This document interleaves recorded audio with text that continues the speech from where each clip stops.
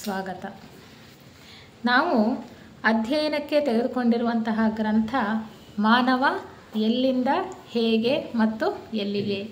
ಈಗಾಗಲೇ ಸಾಕಷ್ಟು ವಿಚಾರಗಳನ್ನು ಈ ಗ್ರಂಥದಲ್ಲಿ ಏನು ಹೇಳಿದ್ದಾರೆ ಅಂತ ನಾವು ತಿಳ್ಕೊಳ್ತಾ ಬಂದಿದ್ದೇವೆ. ಸೌರಬ್ರಹ್ಮಾಂಡೇಶ್ವರನ ಈ ಸಂಸರಣಾ ಯೋಜನೆಯಲ್ಲಿ ಸೌರಬ್ರಹ್ಮಾಂಡೇಶ್ವರನ ಅಡಿಯಲ್ಲಿ ನಡೀತಾ ಇರತಕ್ಕಂತಹ ಈ ಜೀವ ವಿಕಾಸ ಯೋಜನೆಗಳಿದೆಯಲ್ಲ, 10 ಯೋಜನೆಗಳಲ್ಲಿ ಭೂ ವಿಕಾಸ ಯೋಜನೆ ಕೂಡ ಒಂದು. ಈ ಭೂ ವಿಕಾಸ ಯೋಜನೆಯಲ್ಲಿ 7 ಗ್ರಹ ಸರಪಳಿಗಳಿವೆ. ಈ ವಿಚಾರನೆಲ್ಲ ನಾವು ತಿಳ್ಕೊಳ್ತಾ ಬಂದ್ವಿ ಅಲ್ವಾ. ಈ 7 ಗ್ರಹ ಸರಪಳಿಗಳಲ್ಲಿ ಅಥವಾ ಈ 7 ಗ್ರಹಮಾಲೆಗಳಲ್ಲಿ 3ನೆಯ ಗ್ರಹಮಾಲೆಯ ಬಗ್ಗೆ ನಾವು ವಿಚಾರ ಮಾಡ್ತಾ ಇದ್ವಿ. 3ನೆಯ ಗ್ರಹಮಾಲೆ ಅಂದರೆ ಚಂದ್ರ ಗ್ರಹಮಾಲೆ ಅಂತ ಕೂಡ ನಾವು ಕರೀತಕ್ಕಂಥದ್ದು. ಈ 3ನೆಯ ಗ್ರಹಮಾಲೆ ಇಲ್ಲಿ 7 ಗ್ರಹಗಳಿದೆ. 7 ಗ್ರಹಗಳ ಒಂದು ಸರಪಳಿ. ಈ ಒಂದು ಸರಪಳಿಯಲ್ಲಿ ಅತ್ಯಂತ ಕೆಳಗಿನ ಲೋಕದಲ್ಲಿ ಇರುವಂತಹ ಗ್ರಹನೇ ಚಂದ್ರಗ್ರಹ. ಅತ್ಯಂತ ಕೆಳಗಡೆ ಇರತಕ್ಕಂತಹ ಚಂದ್ರಗ್ರಹದ ಹೆಸರನ್ನೇ ಈ ಒಂದು ಸರಪಳಿಗೂ ಕೂಡ ಇಟ್ಟಿರುವಂಥದ್ದು. ಚಂದ್ರಮಾಲಾ ಸರಪಳಿ ಅಥವಾ ಚಂದ್ರಗ್ರಹಮಾಲೆ ಅಂತ ಇದನ್ನು ಕರೀತಾರೆ. ಈ ಚಂದ್ರಗ್ರಹಮಾಲೆಯಲ್ಲಿ ಈ ಜೀವ ವಿಕಾಸ ಅನ್ನೋದು ಹೇಗೆ ನಡೀತಾ ಇದೆ ಅನ್ನುವಂಥದ್ದನ್ನು ನಾವು ಸಾಕಷ್ಟು ತಿಳ್ಕೊಳ್ತಾ ಬಂದ್ವಿ ಹಿಂದಿನ ಒಂದು 2-3 ಉಪನ್ಯಾಸಗಳಲ್ಲಿ. ಜೀವ ಚೈತನ್ಯ ಯಾವುದೇ ಒಂದು ಗ್ರಹಮಾಲೆಯಲ್ಲಿ 7 ಸಾರಿ ಸುತ್ತುವಂಥದ್ದು. ನಾವು ಈ ಚಿತ್ರದಲ್ಲಿ ನೋಡಬಹುದು. ಎ ಇಂದ ಜಿ ವರೆಗೆ 7 ಗ್ರಹಗಳನ್ನು ನಾವು ಈ ಮಾಲೆಯಲ್ಲಿ ತೋರಿಸಿರ್ತಕ್ಕಂಥದ್ದು. ಜೀವ ಚೈತನ್ಯ ಎ ಗ್ರಹದಿಂದ ಜಿ ಗ್ರಹದ ಕಡೆಗೆ ಚಲಿಸುತ್ತೆ, ಅಂದರೆ ಆ್ಯಂಟಿ ಕ್ಲಾಕ್ ವೈಸ್. ಎ ಇಂದ ಜಿ ಗ್ರಹದ ಕಡೆಗೆ ಅಲ್ಲಿ ಆರೋ ಮಾರ್ಕಲ್ಲಿ ತೋರಿಸಿದ್ದೇವಲ್ಲ ಹಾಗೆ 7 ಬಾರಿ ಜೀವ ಚೈತನ್ಯ ಇಲ್ಲಿ ಸುತ್ತುವಂಥದ್ದು. ಒಂದೊಂದು ಬಾರಿ ಸುತ್ತುವುದಕ್ಕೂ ಕೂಡ ನಾವು ಒಂದೊಂದು ಪ್ರದಕ್ಷಿಣೆ ಅಂತ ಹೇಳ್ತೇವೆ. ಈ ಚಂದ್ರಗ್ರಹ ಮಾಲೆಯಲ್ಲಿ 4 ಮತ್ತು 5ನೆಯ ಪ್ರದಕ್ಷಿಣೆಯಲ್ಲಿ ಯಾವ ಯಾವ ವಿದ್ಯಮಾನಗಳು ಜರುಗುತ್ತಾ ಇದ್ವು, ಯಾರ್ಯಾರು ಇದ್ದರು, ಯಾವ ರೀತಿಯ ಜನ ಇದ್ದರು, ಅಲ್ಲಿಯ ನಾಗರಿಕತೆ ಹೇಗಿತ್ತು ಅನ್ನೋ ಎಲ್ಲ ವಿಚಾರಗಳನ್ನು ನಾವು ಹಿಂದಿನ ಒಂದು ತರಗತಿಗಳಲ್ಲಿ ತಿಳ್ಕೊಳ್ತಾ ಬಂದ್ವಿ. ಹಾಗೆ 6ನೆಯ ಪ್ರದಕ್ಷಿಣೆಯಲ್ಲಿ ಯಾವ ಯಾವ ಬದಲಾವಣೆಗಳಾಯಿತು, ಹೇಗೆ ಜೀವ ವಿಕಾಸ ಅನ್ನೋದು ಮುಂದುವರಿತಾ ಹೋಯಿತು, ಎಷ್ಟು ಜನರು ಅಲ್ಲಿ ಜೀವನ್ಮುಕ್ತ ಸ್ಥಿತಿಯನ್ನು ತಲುಪಿದರು. ಈ ಒಂದು ಚಂದ್ರಗ್ರಹ ಮಾಲೆಯಲ್ಲಿ ಜೀವನ್ಮುಕ್ತ ಸ್ಥಿತಿಯನ್ನು ತಲುಪೋದಕ್ಕೆ ಬೇಕಾಗಿರ್ತಕ್ಕಂತಹ ದೀಕ್ಷೆಗಳು 4 ಮಾತ್ರ. ನಾವು ಇಲ್ಲಿ ಭೂಗ್ರಹ ಮಾಲೆಯಲ್ಲಿ ಪ್ರಸ್ತುತ ನಾವು ಹೇಳುವಂಥದ್ದು ಜೀವನ್ಮುಕ್ತ ಸ್ಥಿತಿಯನ್ನು ಪಡ್ಕೊಳ್ಬೇಕು ಅಂದರೆ 5 ದೀಕ್ಷೆಗಳಾಗಬೇಕು ಅಂತ ಅಲ್ವಾ. ಆದರೆ ಚಂದ್ರಗ್ರಹ ಮಾಲೆಯಲ್ಲಿ ಅಲ್ಲಿನ ವಿದ್ಯಮಾನಗಳಿಗೆ ಅನುಸಾರವಾಗಿ ಅಲ್ಲಿ 4 ದೀಕ್ಷೆಗಳನ್ನು ಪಡ್ಕೊಂಡ್ರೆ, ಅಂದರೆ ಅರ್ಹಂತ ಪದವಿಯನ್ನು ಪಡ್ಕೊಂಡ್ರೆ ಜೀವನ್ಮುಕ್ತ ಸ್ಥಿತಿಯನ್ನು ಪಡ್ಕೊಳ್ಳೋದಕ್ಕೆ ಸಾಧ್ಯ ಅನ್ನುವಂಥ ವಿಚಾರವನ್ನು ನಾವು ತಿಳ್ಕೊಳ್ತಾ ಬಂದ್ವಿ. ಲೆಡ್ಬಿಟ್ರವರು ಮತ್ತು ಅನಿ ಬೆಸೆಂಟ್ರು ಅವರ ಯೋಗ ದೃಷ್ಟಿಯಲ್ಲಿ ಕಂಡುಕೊಂಡಂತಹ ಅನೇಕ ವಿಚಾರಗಳನ್ನು ನಮಗೆ ಈ ಗ್ರಂಥದಲ್ಲಿ ತಿಳಿಸ್ತಾ ಬಂದಿದ್ದಾರೆ. ಮುಖ್ಯವಾಗಿ ಅವರು ಎಲ್ಲಿದ್ದರು, ಅವರ ಪ್ರಜ್ಞೆ ಹಿಂದಿನ ಮಾಲೆಗಳಲ್ಲಿ ಎಲ್ಲಿತ್ತು, ಹೇಗಿತ್ತು, ಯಾರ್ಯಾರ ಒಡನಾಟದಲ್ಲಿತ್ತು ಅನ್ನೋ ವಿಚಾರವನ್ನು ನಮಗೆ ಇಲ್ಲಿ ತಿಳಿಸ್ತಾ, ಹೇಗೆ ಪ್ರತಿಯೊಂದು ಮಾಲೆಯಲ್ಲೂ ಪ್ರತಿಯೊಂದು ಪ್ರದಕ್ಷಿಣೆಯಲ್ಲೂ ಜೀವ ವಿಕಾಸ ಅನ್ನೋದು ನಡೀತಾ ಇದೆ ಅಂತ ನಮಗೆ ಹೇಳ್ತಾ ಬರ್ತಾರೆ. ಇವತ್ತು ನಾವು ಈ ಚಂದ್ರಗ್ರಹ ಮಾಲೆಯಲ್ಲಿ 7ನೆಯ ಪ್ರದಕ್ಷಿಣೆಯಲ್ಲಿ ಯಾವ ಯಾವ ಘಟನೆಗಳು ಜರುಗುತ್ತೆ, ಹೇಗಿತ್ತು ಅಲ್ಲಿ ಪರಿಸ್ಥಿತಿ ಅನ್ನೋದನ್ನು ತಿಳ್ಕೊಳ್ಳೋ ಪ್ರಯತ್ನವನ್ನು ಮಾಡೋಣ. 7 ಪ್ರದಕ್ಷಿಣೆಗಳು, ಇದೇ ಕೊನೆಯ ಪ್ರದಕ್ಷಿಣೆ. ಅಂದರೆ ನಾವು ಈ ದಿನ ಚಂದ್ರಗ್ರಹ ಮಾಲೆಯ 7ನೆಯ ಪ್ರದಕ್ಷಿಣೆಯಲ್ಲಿ ಯಾವ ಯಾವ ಘಟನೆಗಳು ನಡೆಯುತ್ತೆ ಅನ್ನೋದನ್ನು ತಿಳ್ಕೊಳ್ಳೋ ಪ್ರಯತ್ನವನ್ನು ಮಾಡ್ತಾ ಹೋಗೋಣ. ಇದು ಕೊನೆಯ ಪ್ರದಕ್ಷಿಣೆ. ಯಾವುದೇ ಒಂದು ಗ್ರಹಮಾಲೆಯಲ್ಲಿ 7ನೆಯ ಪ್ರದಕ್ಷಿಣೆ ಅಂತಕ್ಕಂಥದ್ದು ಕೊನೆಯ ಪ್ರದಕ್ಷಿಣೆ. ಈ ಒಂದು ಕೊನೆಯ ಪ್ರದಕ್ಷಿಣೆಯಲ್ಲಿ ಈ ಜೀವ ಚೈತನ್ಯ ಪ್ರವಾಹ ಅಂತ ನಾವು ಹೇಳಿದ್ವಲ್ಲ, 7 ಜೀವ ಚೈತನ್ಯ ಪ್ರವಾಹಗಳಿರ್ತಕ್ಕಂಥದ್ದು. ಪ್ರತಿಯೊಂದು ಗ್ರಹಮಾಲೆಯಲ್ಲೂ ಕೂಡ 7 ಜೀವ ಚೈತನ್ಯ ಪ್ರವಾಹಗಳು ಹರಿತಾ ಇರುತ್ತೆ. ನಾವು ನೆನಪು ಮಾಡ್ಕೊಳ್ಳೋದಾದರೆ ಅಲ್ವಾ, 7 ಹಂತಗಳು ಯಾವ್ಯಾವುದು? 3 ಭೂತವರ್ಗಗಳು, 1, 2, 3ನೇ ಭೂತವರ್ಗದಲ್ಲಿ ಹೇಗೆ ಜೀವ ವಿಕಾಸ ನಡೀತಾ ಇದೆ ಅನ್ನೋದು. ನಂತರ ಖನಿಜ, ಸಸ್ಯ, ಪ್ರಾಣಿ ವರ್ಗ, ಅಲ್ಲಿ 3 ಆಯ್ತಲ್ಲ. ಮಾನವನಿಗೆ ಬರ್ತಕ್ಕಂಥದ್ದು 7ನೆಯ ಒಂದು ಪ್ರವಾಹದಲ್ಲಿ ಮನುಷ್ಯನ ಸಂಸರಣೆ ಹೇಗೆ ನಡೀತಾ ಇದೆ ಅಂತ. ಈ 7ನೆಯ ಪ್ರದಕ್ಷಿಣೆಯಲ್ಲಿ ಏನಾಗತ್ತಪ್ಪ ಅಂತಂದರೆ, ಇದು ಕೊನೆಯ ಪ್ರದಕ್ಷಿಣೆ ಆಗಿರೋದ್ರಿಂದ ಇಲ್ಲಿ ಜೀವ ಚೈತನ್ಯ ಪ್ರವಾಹ ಒಂದು ಗೋಳದಿಂದ ಇನ್ನೊಂದು ಗೋಳಕ್ಕೆ ಹೋಗ್ತಾ ಇರುವಾಗ, ಅಂದರೆ ಎ ಇಂದ ಬಿ ಅಂತ ಇಟ್ಕೊಳ್ಳಿ ಅಥವಾ ಬಿ ಇಂದ ಸಿ ಅಂತ ಇಟ್ಕೊಳ್ಳಿ. ಅಲ್ಲಿ ಗೋಳಗಳು ಅಥವಾ ಗ್ರಹಗಳನ್ನು ನಾವು A B C D E F G ಅಂತ ನಾವು ಸೂಚಿಸ್ತಿದ್ದೇವಲ್ಲ.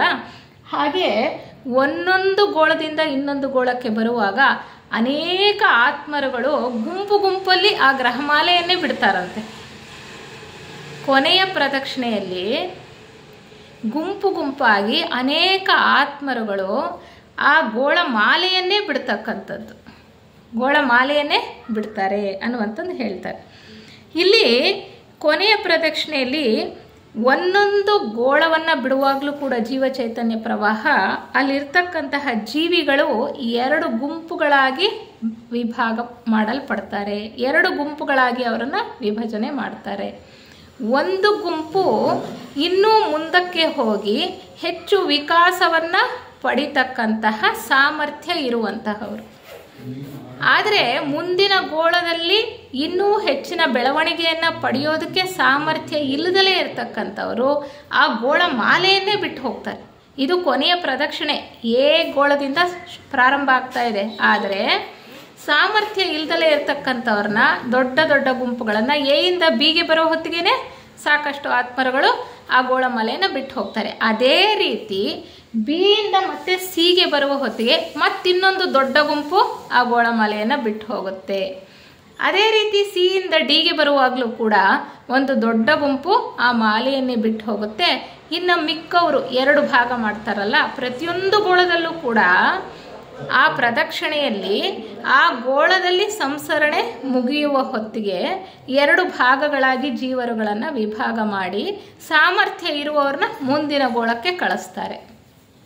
ಸಾಮರ್ಥ್ಯ ಇಲ್ಲದಲೇ ಇರತಕ್ಕಂತಹವರು ಆ ಗ್ರಹ ಮಾಲೆಯನ್ನೇ ಬಿಟ್ಟು ಹೋಗ್ತಾರೆ ಅನ್ನುವಂತಹ ವಿಚಾರವನ್ನು ನಾವು ಈ ಒಂದು ಪ್ರದಕ್ಷಿಣೆಯಲ್ಲಿ ಚೆನ್ನಾಗಿ ತಿಳ್ಕೊಳ್ಬೋದಾಗಿದೆ. ಈ ಗೋಳ ಮಾಲೆಯನ್ನೇ ಬಿಟ್ಟು ಹೋಗ್ತಾರಲ್ಲ, ಅವರು ಎಲ್ಲಿ ಹೋಗ್ತಾರೆ ಅಂದರೆ ಅಂತರ್ಗ್ರಹಮಾಲೆಯ ನಿರ್ವಾಣಕ್ಕೆ ಹೋಗ್ತಾರೆ. ಅಂತರ್ಗ್ರಹಮಾಲೆ ಅಂದರೆ ಇಲ್ಲಿ ನಾವು ನೋಡ್ಬೋದು ಒಂದೊಂದು ಮಾಲೆ, ಇದು 3 ಅಂತ ಹಾಕಿದೀವಲ್ಲ, ಅದು ಚಂದ್ರಗ್ರಹಮಾಲೆ ಅಲ್ವಾ. 4ನೇದು ಭೂಗ್ರಹ ಮಾಲೆ, ನಾವೀಗಿರೋದು 4ನೆಯ ಮಾಲೆಯಲ್ಲಿ ಭೂಮಿ ಮೇಲೆ ಡಿ ಅಂತ ತೋರಿಸಿದೀವಲ್ಲ, ಅದು ಭೂಮಿ, ಅಲ್ಲಿದ್ದೇವೆ. ಈ ಒಂದು ಯಾರಿಗೆ ಸಾಮರ್ಥ್ಯ ಇಲ್ವೋ, ಪ್ರತಿಯೊಂದು ಗೋಳದಲ್ಲೂ 7ನೆಯ ಪ್ರದಕ್ಷಿಣೆಯಲ್ಲಿ ಬಿಟ್ಟು ಹೋಗ್ತಾರೋ ಅವರು ಕಾಯಬೇಕಾಗತ್ತೆ. ಮುಂದಿನ ಗ್ರಹಮಾಲೆ ಪ್ರಾರಂಭ ಆಗಿ ಅಲ್ಲಿ ಗೋಳಗಳ ಸೃಷ್ಟಿಯಾಗಿ ಅವರ ಮುಂದಿನ ವಿಕಾಸಕ್ಕೆ ಸೂಕ್ತ ಸಮಯ ಒದಗಿ ಬರುವವರೆಗೂ ಕೂಡ ಅವರು ಕಾಯಬೇಕಾಗತ್ತೆ. ಕೋಟ್ಯಾನು ವರ್ಷಗಳ ಕೋಟಿಗಳ ಕಾಲ ಅವರು, ವರ್ಷಗಳ ಕಾಲ ಅವರು ಕಾಯಬೇಕಾಗತ್ತೆ ಅಂತ ಹೇಳ್ತಾರೆ. ಹೀಗೆ ಹೇಗಪ್ಪ ಇವರನ್ನ 2 ಭಾಗಗಳಾಗಿ ವಿಭಜನೆ ಮಾಡ್ತಾರೆ ಅಂತ ನಮಗೆ ಹೇಳ್ತಾರೆ. ಮತ್ತು ಪ್ರತಿಯೊಂದು ಗೋಳದಲ್ಲೂ ಕೂಡ 2 ಭಾಗಗಳಾಗಿ ಜೀವರುಗಳನ್ನು ವಿಭಜನೆ ಮಾಡ್ತಾರೆ ಅಂತ ತಿಳ್ಕೊಂಡ್ವಿ. ಸಾಮರ್ಥ್ಯ ಇರೋರು ಮುಂದಕ್ಕೆ ಹೋಗ್ತಾರೆ, ಕೆಲವರು ಅರ್ಹಂತ ಪದವಿಯನ್ನು ಕೂಡ ಪಡ್ಕೊಳ್ತಾರೆ. ಅಂದರೆ ನೋಡಿ, ನಾವೀಗ ಇಲ್ಲೇ ನಾವು ಪ್ರಸ್ತುತ ನೋಡೋದಾದರೆ ಈ ಭೂಮಿ ಮೇಲೆ ಎಲ್ಲ ಥರದ ಜೀವರುಗಳು ಇದ್ದೀವಲ್ವ. ಹೆಚ್ಚು ಮುಂದುವರೆದಿರ್ತಕ್ಕಂಥವ್ರು, ಇನ್ನೂ ಸ್ವಲ್ಪ ಕಡಿಮೆ ಹಂತದಲ್ಲಿರೋರು, ಇನ್ನೂ ಕೆಳಮಟ್ಟದಲ್ಲಿರ್ತಕ್ಕಂಥವ್ರು, ದೀಕ್ಷೆಗಳನ್ನು ಪಡ್ಕೊಂಡಿರ್ತಕ್ಕಂಥವ್ರು, ಯೋಗ ಮಾರ್ಗವನ್ನು ಪ್ರವೇಶ ಮಾಡಿರುವಂಥವ್ರು, ಹೀಗೆ ಬೇರೆ ಬೇರೆ ಹಂತದಲ್ಲಿ ಘಟ್ಟಗಳಲ್ಲಿ ಜೀವರುಗಳು ಇರ್ತಕ್ಕಂಥದ್ದು. ಪ್ರತಿಯೊಂದು ಗೋಳದಲ್ಲೂ ಕೂಡ ಮುಂದಿನ ಗೋಳಕ್ಕೆ ಹೋಗೋ ಮುಂಚೆ ಕೆಲವು ಆತ್ಮರುಗಳು ಜೀವನ್ಮುಕ್ತ ಪದವಿಯನ್ನು ಪಡ್ಕೊಂಡು ಕೂಡ ಮುಂದೆ ಹೋಗ್ತಾರೆ. ಜೀವನ್ಮುಕ್ತ ಪದವಿ ಅಂದರೆ ಈ ಚಂದ್ರಗ್ರಹ ಮಾಲೆಯಲ್ಲಿ ಈಗಾಗಲೇ ನಾವು ತಿಳ್ಕೊಂಡ ಹಾಗೆ 4 ದೀಕ್ಷೆಗಳು ಅಂದರೆ ಅರ್ಹಂತ ಪದವಿ. ಅವರಿಗೆ ಮುಂದೆ 7 ಮಾರ್ಗಗಳು ತೆರೆಕೊಳ್ಳುತ್ತೆ. ನಾವು ಇದನ್ನು ಮುಂಚೆನೇ ತಿಳ್ಕೊಂಡಿದ್ದೀವಲ್ವ. ಯಾರು ಜೀವನ್ಮುಕ್ತರಾಗಿ ಹೋಗ್ತಾರೋ ಅವರಿಗೆ ಇನ್ನೂ ಮುಂದೆ ವಿಕಾಸ ಅಂತಕ್ಕಂಥದ್ದಿದೆ, ಅವರಿಗೆ 7 ಮಾರ್ಗಗಳು ಅವ್ರ ಮುಂದೆ ತೆರೆಕೊಳ್ಳುತ್ತೆ. ಯಾವುದಾದ್ರೂ ಒಂದು ಮಾರ್ಗ ಅವರ ಸಾಮರ್ಥ್ಯ ಆಸಕ್ತಿಗೆ ಅನುಗುಣವಾಗಿ ಅವರು ಅದನ್ನು ಆಯ್ಕೆ ಮಾಡಿಕೊಳ್ತಾರೆ ಅಂತ. ಮುಂದಿನ ಒಂದು ಗ್ರಹಮಾಲೆಯಲ್ಲಿ ಅವರು ಈ ರೂಪಗಳ ರಚನೆಯಲ್ಲಿ ಸಹಾಯ ಮಾಡಬಹುದು, ಅಥವಾ ಅಂತರಂಗ ಸರ್ಕಾರದಲ್ಲಿ ಒಬ್ಬರಾಗಿ ಕೆಲಸ ಮಾಡಬಹುದು, ಅಥವಾ ಸೌರ ಬ್ರಹ್ಮಾಂಡೇಶ್ವರನ ಕೆಳಗಡೆ ನೇರವಾಗಿ ಕೆಲಸ ಮಾಡ್ಬೋದು. ಅವ್ರು ಯಾವ ಕೆಲಸ ಕೊಟ್ಟರೆ ಆ ಕೆಲಸವನ್ನು ಮಾಡ್ತಕ್ಕಂತಹ ಸಾಮರ್ಥ್ಯ ಇರ್ತಕ್ಕಂಥವ್ರು. ಹೀಗೆ 7 ರೀತಿಯಲ್ಲಿ ಅವರು ಮುಂದುವರೆದು ಹೋಗ್ತಾರೆ. ನಾವು ತಿಳ್ಕೊಂಡ ಹಾಗೆ ನಿರ್ಮಾಣಕಾಯ, ಸಂಭೋಗಕಾಯ, ಈ ರೀತಿ ಅವರು ಬೇರೆ ಬೇರೆ ಉಡುಪುಗಳನ್ನು ಧರಿಸ್ಕೊಳ್ತಾ ಹೋಗ್ತಾರೆ. ಇರಲಿ, ಪ್ರತಿಯೊಂದು ಗೋಳದಲ್ಲೂ ಕೂಡ ಜೀವನ್ಮುಕ್ತರಾಗ್ತಕ್ಕಂಥವರು ಇರ್ತಾರೆ. ಇನ್ನೂ ಹೆಚ್ಚು ಸಾಮರ್ಥ್ಯ ಇದ್ದು ಮುಂದಿನ ಗೋಳಕ್ಕೆ ಹೋಗಿ ಅಲ್ಲಿ ಜೀವನ್ಮುಕ್ತಿಯನ್ನು ಪಡ್ಕೊಳ್ತಕ್ಕಂಥವ್ರು ಇರ್ತಾರೆ. ಇನ್ನು ಕೆಲವರು ಅಲ್ಲಿ ಯಾವ ಸಾಮರ್ಥ್ಯ ಇಲ್ಲದಲೇ ಇರ್ತಕ್ಕಂಥವರು ಗ್ರಹಮಾಲೆಯನ್ನೇ ಬಿಟ್ಟು ಹೋಗ್ತಾರೆ ಅನ್ನುವಂಥ ವಿಚಾರವನ್ನು ನಮಗೆ ಇಲ್ಲಿ ಹೇಳ್ತಾರೆ. ಈ ಜೀವ ಚೈತನ್ಯ ಪ್ರವಾಹ ಒಂದು ಗೋಳವನ್ನು ಬಿಟ್ಟು ಇನ್ನೊಂದು ಗೋಳಕ್ಕೆ ಬರುವಾಗ ಇದು ಕೊನೆಯ ಪ್ರದಕ್ಷಿಣೆ ಅಲ್ವಾ. ಮತ್ತೆ ಆ ಗೋಳದಲ್ಲಿ ಯಾವುದೇ ಚಟುವಟಿಕೆಗಳು ಇರೋದಿಲ್ಲ.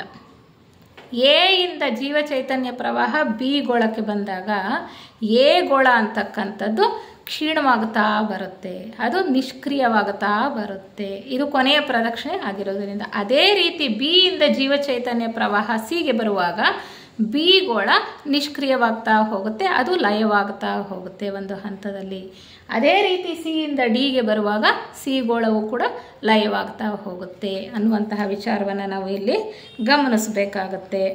ಮತ್ತು ಈ ಪ್ರತಿಯೊಂದು ಮಾಲೆಗೂ ಕೂಡ ಮೇಲ್ವಿಚಾರಣೆಯನ್ನು ನೋಡ್ಕೊಳ್ತಕ್ಕಂತಹ ಮನುಗಳಿರ್ತಾರೆ. ಮನುಗಳು ಅಂದರೆ ಯಾವ ದೀಕ್ಷೆಯನ್ನು ಪಡ್ಕೊಂಡಿರ್ತಕ್ಕಂಥವರು? ಮನುಗಳು ಅಂದರೆ ನಾವು ಹೈರಾರ್ಕಿ, ಅಂತರಂಗ ಸರ್ಕಾರದಲ್ಲಿ ಹೈರಾರ್ಕಿ ಇದೆಯಲ್ಲ, ಅಧಿಕಾರ ಶ್ರೇಣಿ, ಅದರಲ್ಲಿ ನಾವು ತಿಳ್ಕೊಂಡಿದ್ದೇವೆ ಮನುಗಳು ಅಂತಕ್ಕಂಥವ್ರು 7ನೆಯ ದೀಕ್ಷೆಯಲ್ಲಿ ಇರ್ತಕ್ಕಂಥವ್ರು.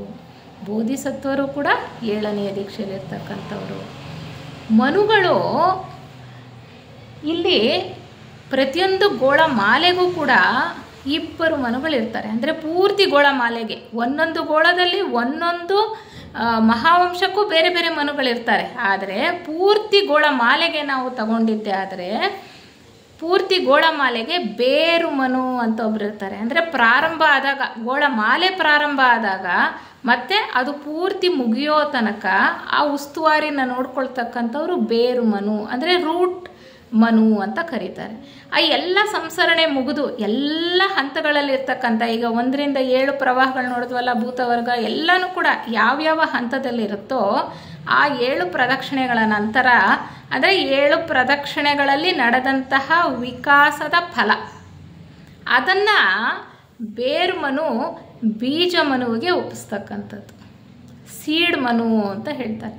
ಅಂದರೆ ಎಲ್ಲರೂ ಕೂಡ, ಎಲ್ಲ ಜೀವರುಗಳು ಕೂಡ, ಎಲ್ಲ ಹಂತದಲ್ಲಿರ್ತಕ್ಕಂಥವರು ಕೂಡ ಆ ಬೀಜ ಮನುವಿನ ತೇಜೋಮಂಡಲದ ಒಳಗಡೆ ಹೋಗಿ ಸೇರ್ತಾರೆ. ಮತ್ತೆ ಜೀವನ್ಮುಕ್ತರಾಗಿರ್ತಕ್ಕಂಥವ್ರು ಮುಂದೆ ಅವ್ರ ಮಾರ್ಗವನ್ನು ನೋಡ್ಕೊಂಡು ಹೊರಟೋಗ್ತಾರೆ. ಆದರೆ ಜೀವನ್ಮುಕ್ತಿಯನ್ನು ಪಡ್ಕೊಳ್ಳದೇ ಇರತಕ್ಕಂಥವರು ಆ ಬೀಜ ಮನುವಿನ ಒಂದು ತೇಜೋಮಂಡಲದೊಳಗಡೆ ಸೇರಿ ಹೋಗ್ತಾರೆ. ಮತ್ತೆ ಮುಂದಿನ ಗ್ರಹಮಾಲೆ ರಚನೆ ಆಗತ್ತಲ್ಲ, ರಚನೆಯಾಗಿ ಅಲ್ಲಿ ಸಾಕಷ್ಟು ಎಲ್ಲ ಅನುಕೂಲಗಳು ಅಲ್ಲಿ ಒದಗಿ ಬಂದು ಈ ಒಂದು ಯಾವ ಹಂತದಲ್ಲಿರ್ತಾರೋ ಹಿಂದಿನ ಗ್ರಹಮಾಲೆಯಲ್ಲಿ, ಅದರ ಮುಂದೆ, ಅದಕ್ಕಿಂತ ಮುಂದೆ ಇನ್ನೂ ಹೆಚ್ಚಿನ ವಿಕಾಸವನ್ನು, ಸಾಮರ್ಥ್ಯವನ್ನು ಪಡ್ಕೊಳ್ಳೋದಕ್ಕೆ ಸಾಧ್ಯ ಆಗಿರ್ತಕ್ಕಂತಹ ಪರಿಸ್ಥಿತಿ ಮುಂದಿನ ಗ್ರಹಮಾಲೆಯಲ್ಲಿ ನಿರ್ಮಾಣ ಆದಾಗ ಅವರನ್ನು ಅಲ್ಲಿಗೆ ಕಳಿಸ್ತಾರೆ. ಕೋಟ್ಯಾಂತರ ವರ್ಷಗಳಾಗತ್ತೆ ಅಂತ ಹೇಳ್ತಾರೆ. ಅಂದರೆ ನಾವು ಸಾಮರ್ಥ್ಯವನ್ನು ಪಡ್ಕೊಂಡು ಪ್ರಗತಿಯನ್ನು ಆಧ್ಯಾತ್ಮ ಮಾರ್ಗದಲ್ಲಿ ಸಾಧಿಸಿದ್ದೇ ಆದರೆ ಆ ಒಂದು ಗ್ರಹಮಾಲೆಯಲ್ಲೇ ನಾವು ಜೀವನ್ಮುಕ್ತ ಸ್ಥಿತಿಯನ್ನು ಪಡ್ಕೊಳ್ಬೋದು. ನಾವು ಪಡ್ಕೊಳ್ಳದೇ ಇದ್ದರೆ, ನಾವು ಆ ಒಂದು ಏನು ಹಂತವನ್ನು ಮುಟ್ಟದೇ ಇದ್ದರೆ ನಾವು ಅಂತರ್ಗ್ರಹಮಾಲೆಯ ನಿರ್ವಾಣದಲ್ಲಿ ಇರ್ತೇವೆ. ಬೀಜ ಮನುವಿನ ಒಂದು ತೇಜೋಮಂಡಲದಲ್ಲಿ ಸೇರಿ ಹೋಗಿರ್ತೇವೆ. ಮುಂದೆ ಇನ್ನೊಂದು ಮಾಲೆ ರಚನೆ ಆಗುತ್ತಲ್ಲ, ಈ ಭೂವಿಕಾಸ ಯೋಜನೆಯಲ್ಲಿ ಎಷ್ಟು ಮಾಲೆಗಳಿರ್ತಕ್ಕಂಥದ್ದು, ಎಷ್ಟು ಸರಪಳಿಗಳು? 7 ಸರಪಳಿಗಳಿರೋದು. ನಾವೀಗ 3ನೆಯ ಸರಪಳಿಯ ಬಗ್ಗೆ ವಿಚಾರ ಮಾಡ್ತಾ ಇದ್ದೇವೆ, ಚಂದ್ರಗ್ರಹ ಮಾಲೆ. ಅಲ್ಲಿಯವರೆಗೂ ಕೂಡ ಇನ್ನೊಂದು ಮುಂದಿನ ಗ್ರಹಮಾಲೆ ರಚನೆಯಾಗಿ ಅಲ್ಲಿನ ವಿದ್ಯಮಾನಗಳು, ಪರಿಸ್ಥಿತಿಗಳು, ನಾವು ಯಾವ ಹಂತದಲ್ಲಿದ್ದೇವೋ ಹಿಂದಿನ ಗ್ರಹಮಾಲೆಯಲ್ಲಿ ಅಲ್ಲಿಂದ ಮುಂದಕ್ಕೆ ವಿಕಾಸ ಆಗೋದಕ್ಕೆ ಸೂಕ್ತವಾದಂತಹ ಪರಿಸ್ಥಿತಿಗಳು ಅಲ್ಲಿ ಏರ್ಪಾಡಾಗುವವರೆಗೂ ನಾವು ಕಾಯಬೇಕಾಗತ್ತೆ ಅಂತ ಹೇಳ್ತಾರೆ. ಮತ್ತು ಈಗ ಇನ್ನೊಂದು ವಿಚಾರವನ್ನು ಅವ್ರು ಏನು ಹೇಳ್ತಾರಪ್ಪ ಅಂದರೆ, ಹೇಗೆ ಇಲ್ಲಿ ಬೀಜಮನು ಈ ಎಲ್ಲ ಫಲ ಅಂದರೆ ಎಲ್ಲ ಜೀವಿಗಳ ವಿಕಾಸ ಆಗಿ ಅವರ ತೇಜಮಂಡಲದಲ್ಲಿ ಹೋಗಿ ಸೇರ್ತಾರಲ್ಲ, ಅಥವಾ ಬೀಜಮನು ಪ್ರತಿಯೊಂದು ಗೋಳದಿಂದ ಇನ್ನೊಂದು ಗೋಳಕ್ಕೆ ಹೋಗುವಾಗ ಯಾವ ರೀತಿ ಈ ಎರಡು ಗುಂಪುಗಳಾಗಿ ವಿಂಗಡಣೆ ಮಾಡ್ತಾರೆ ಅಂತ ನಾವು ತಿಳ್ಕೊಂಡ್ವಲ್ಲ. ಒಬ್ಬರು ಸಾಮರ್ಥ್ಯ ಇರ್ತಕ್ಕಂಥವ್ರು, ಇನ್ನೊಬ್ಬರು ಸಾಮರ್ಥ್ಯ ಇಲ್ದಲೇ ಇರ್ತಕ್ಕಂಥವ್ರು.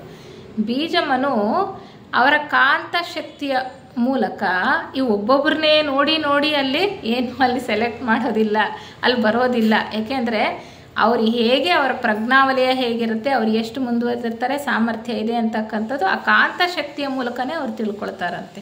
ಆ ಕಾಂತಶಕ್ತಿಯ ಮೂಲಕ ಕಾಂತಶಕ್ತಿಯನ್ನು ಹರಿಸಿ ಅವರ ಮೇಲೆ ಹರಿಸಿದಾಗ ಅವ್ರು ಬೇರೆ ಬೇರೆ ವಿಭಾಗಗಳಾಗಿ ಹೋಗ್ತಾರೆ ಅಂತ. ಹೇಗೆ ಅಂದರೆ ನಾವು ಒಂದು ಉದಾಹರಣೆಯನ್ನು ತಗೊಳ್ಬೋದು. ಅಂದರೆ ಈಗ ಗ್ರಾಮೋಫೋನ್ ಪ್ಲೇಟ್ ಮೇಲೆ ಈ ಮರಳೋ ಏನೋ ಇದನ್ನು ಹಾಕಿ ನೋಡಿ ಅದನ್ನು ರನ್ ಮಾಡಿದಾಗ ಗ್ರಾಮೋಫೋನ್ ಪ್ಲೇಟ್ನ ಅದು ಬೇರೆ ಬೇರೆ ಒಂದು ಆಕಾರನ ಪಡ್ಕೊಳ್ತಕ್ಕಂಥದ್ದು.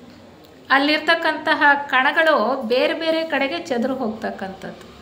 ಹಾಗೆ ಅದು ಯಾವ ಟ್ಯೂನ್ಗೆ, ಅದು ಯಾವ ಸ್ಥಾಯಿಗೆ ಹೋಗೊಡುತ್ತೋ ಅದು ಬೇರೆ ಬೇರೆ ರೀತಿಯಲ್ಲಿ ವಿಂಗಡಣೆ ಆಗ್ತಾ ಹೋಗುತ್ತೆ. ಆ ರೀತಿ ಕಾಂತಶಕ್ತಿಯನ್ನು, ಸುಮ್ಮನೆ ಉದಾಹರಣೆಗೆ ಅದನ್ನು ನಮಗೆ ಅಲ್ಲಿ ತಿಳ್ಕೊಳ್ಬೋದಾಗಿದೆ. ಕಾಂತಶಕ್ತಿಯನ್ನು ಹರಿಸಿ ಅಲ್ಲಿ ಜೀವರುಗಳ ಬೆಳವಣಿಗೆಯ ಆಧಾರದ ಮೇಲೆ, ವಿಕಾಸ ಆಧಾರದ ಮೇಲೆ ಅವರನ್ನು ಬೇರೆ ಬೇರೆ ಗುಂಪುಗಳಾಗಿ ವಿಂಗಡಣೆಯನ್ನು ಮಾಡ್ತಾರೆ ಅನ್ನುವಂತಹ ವಿಚಾರವನ್ನು ಮುಖ್ಯವಾಗಿ ತಿಳ್ಕೊಳ್ಬೇಕಾಗಿರೋದು ಅಷ್ಟು ವಿಚಾರ.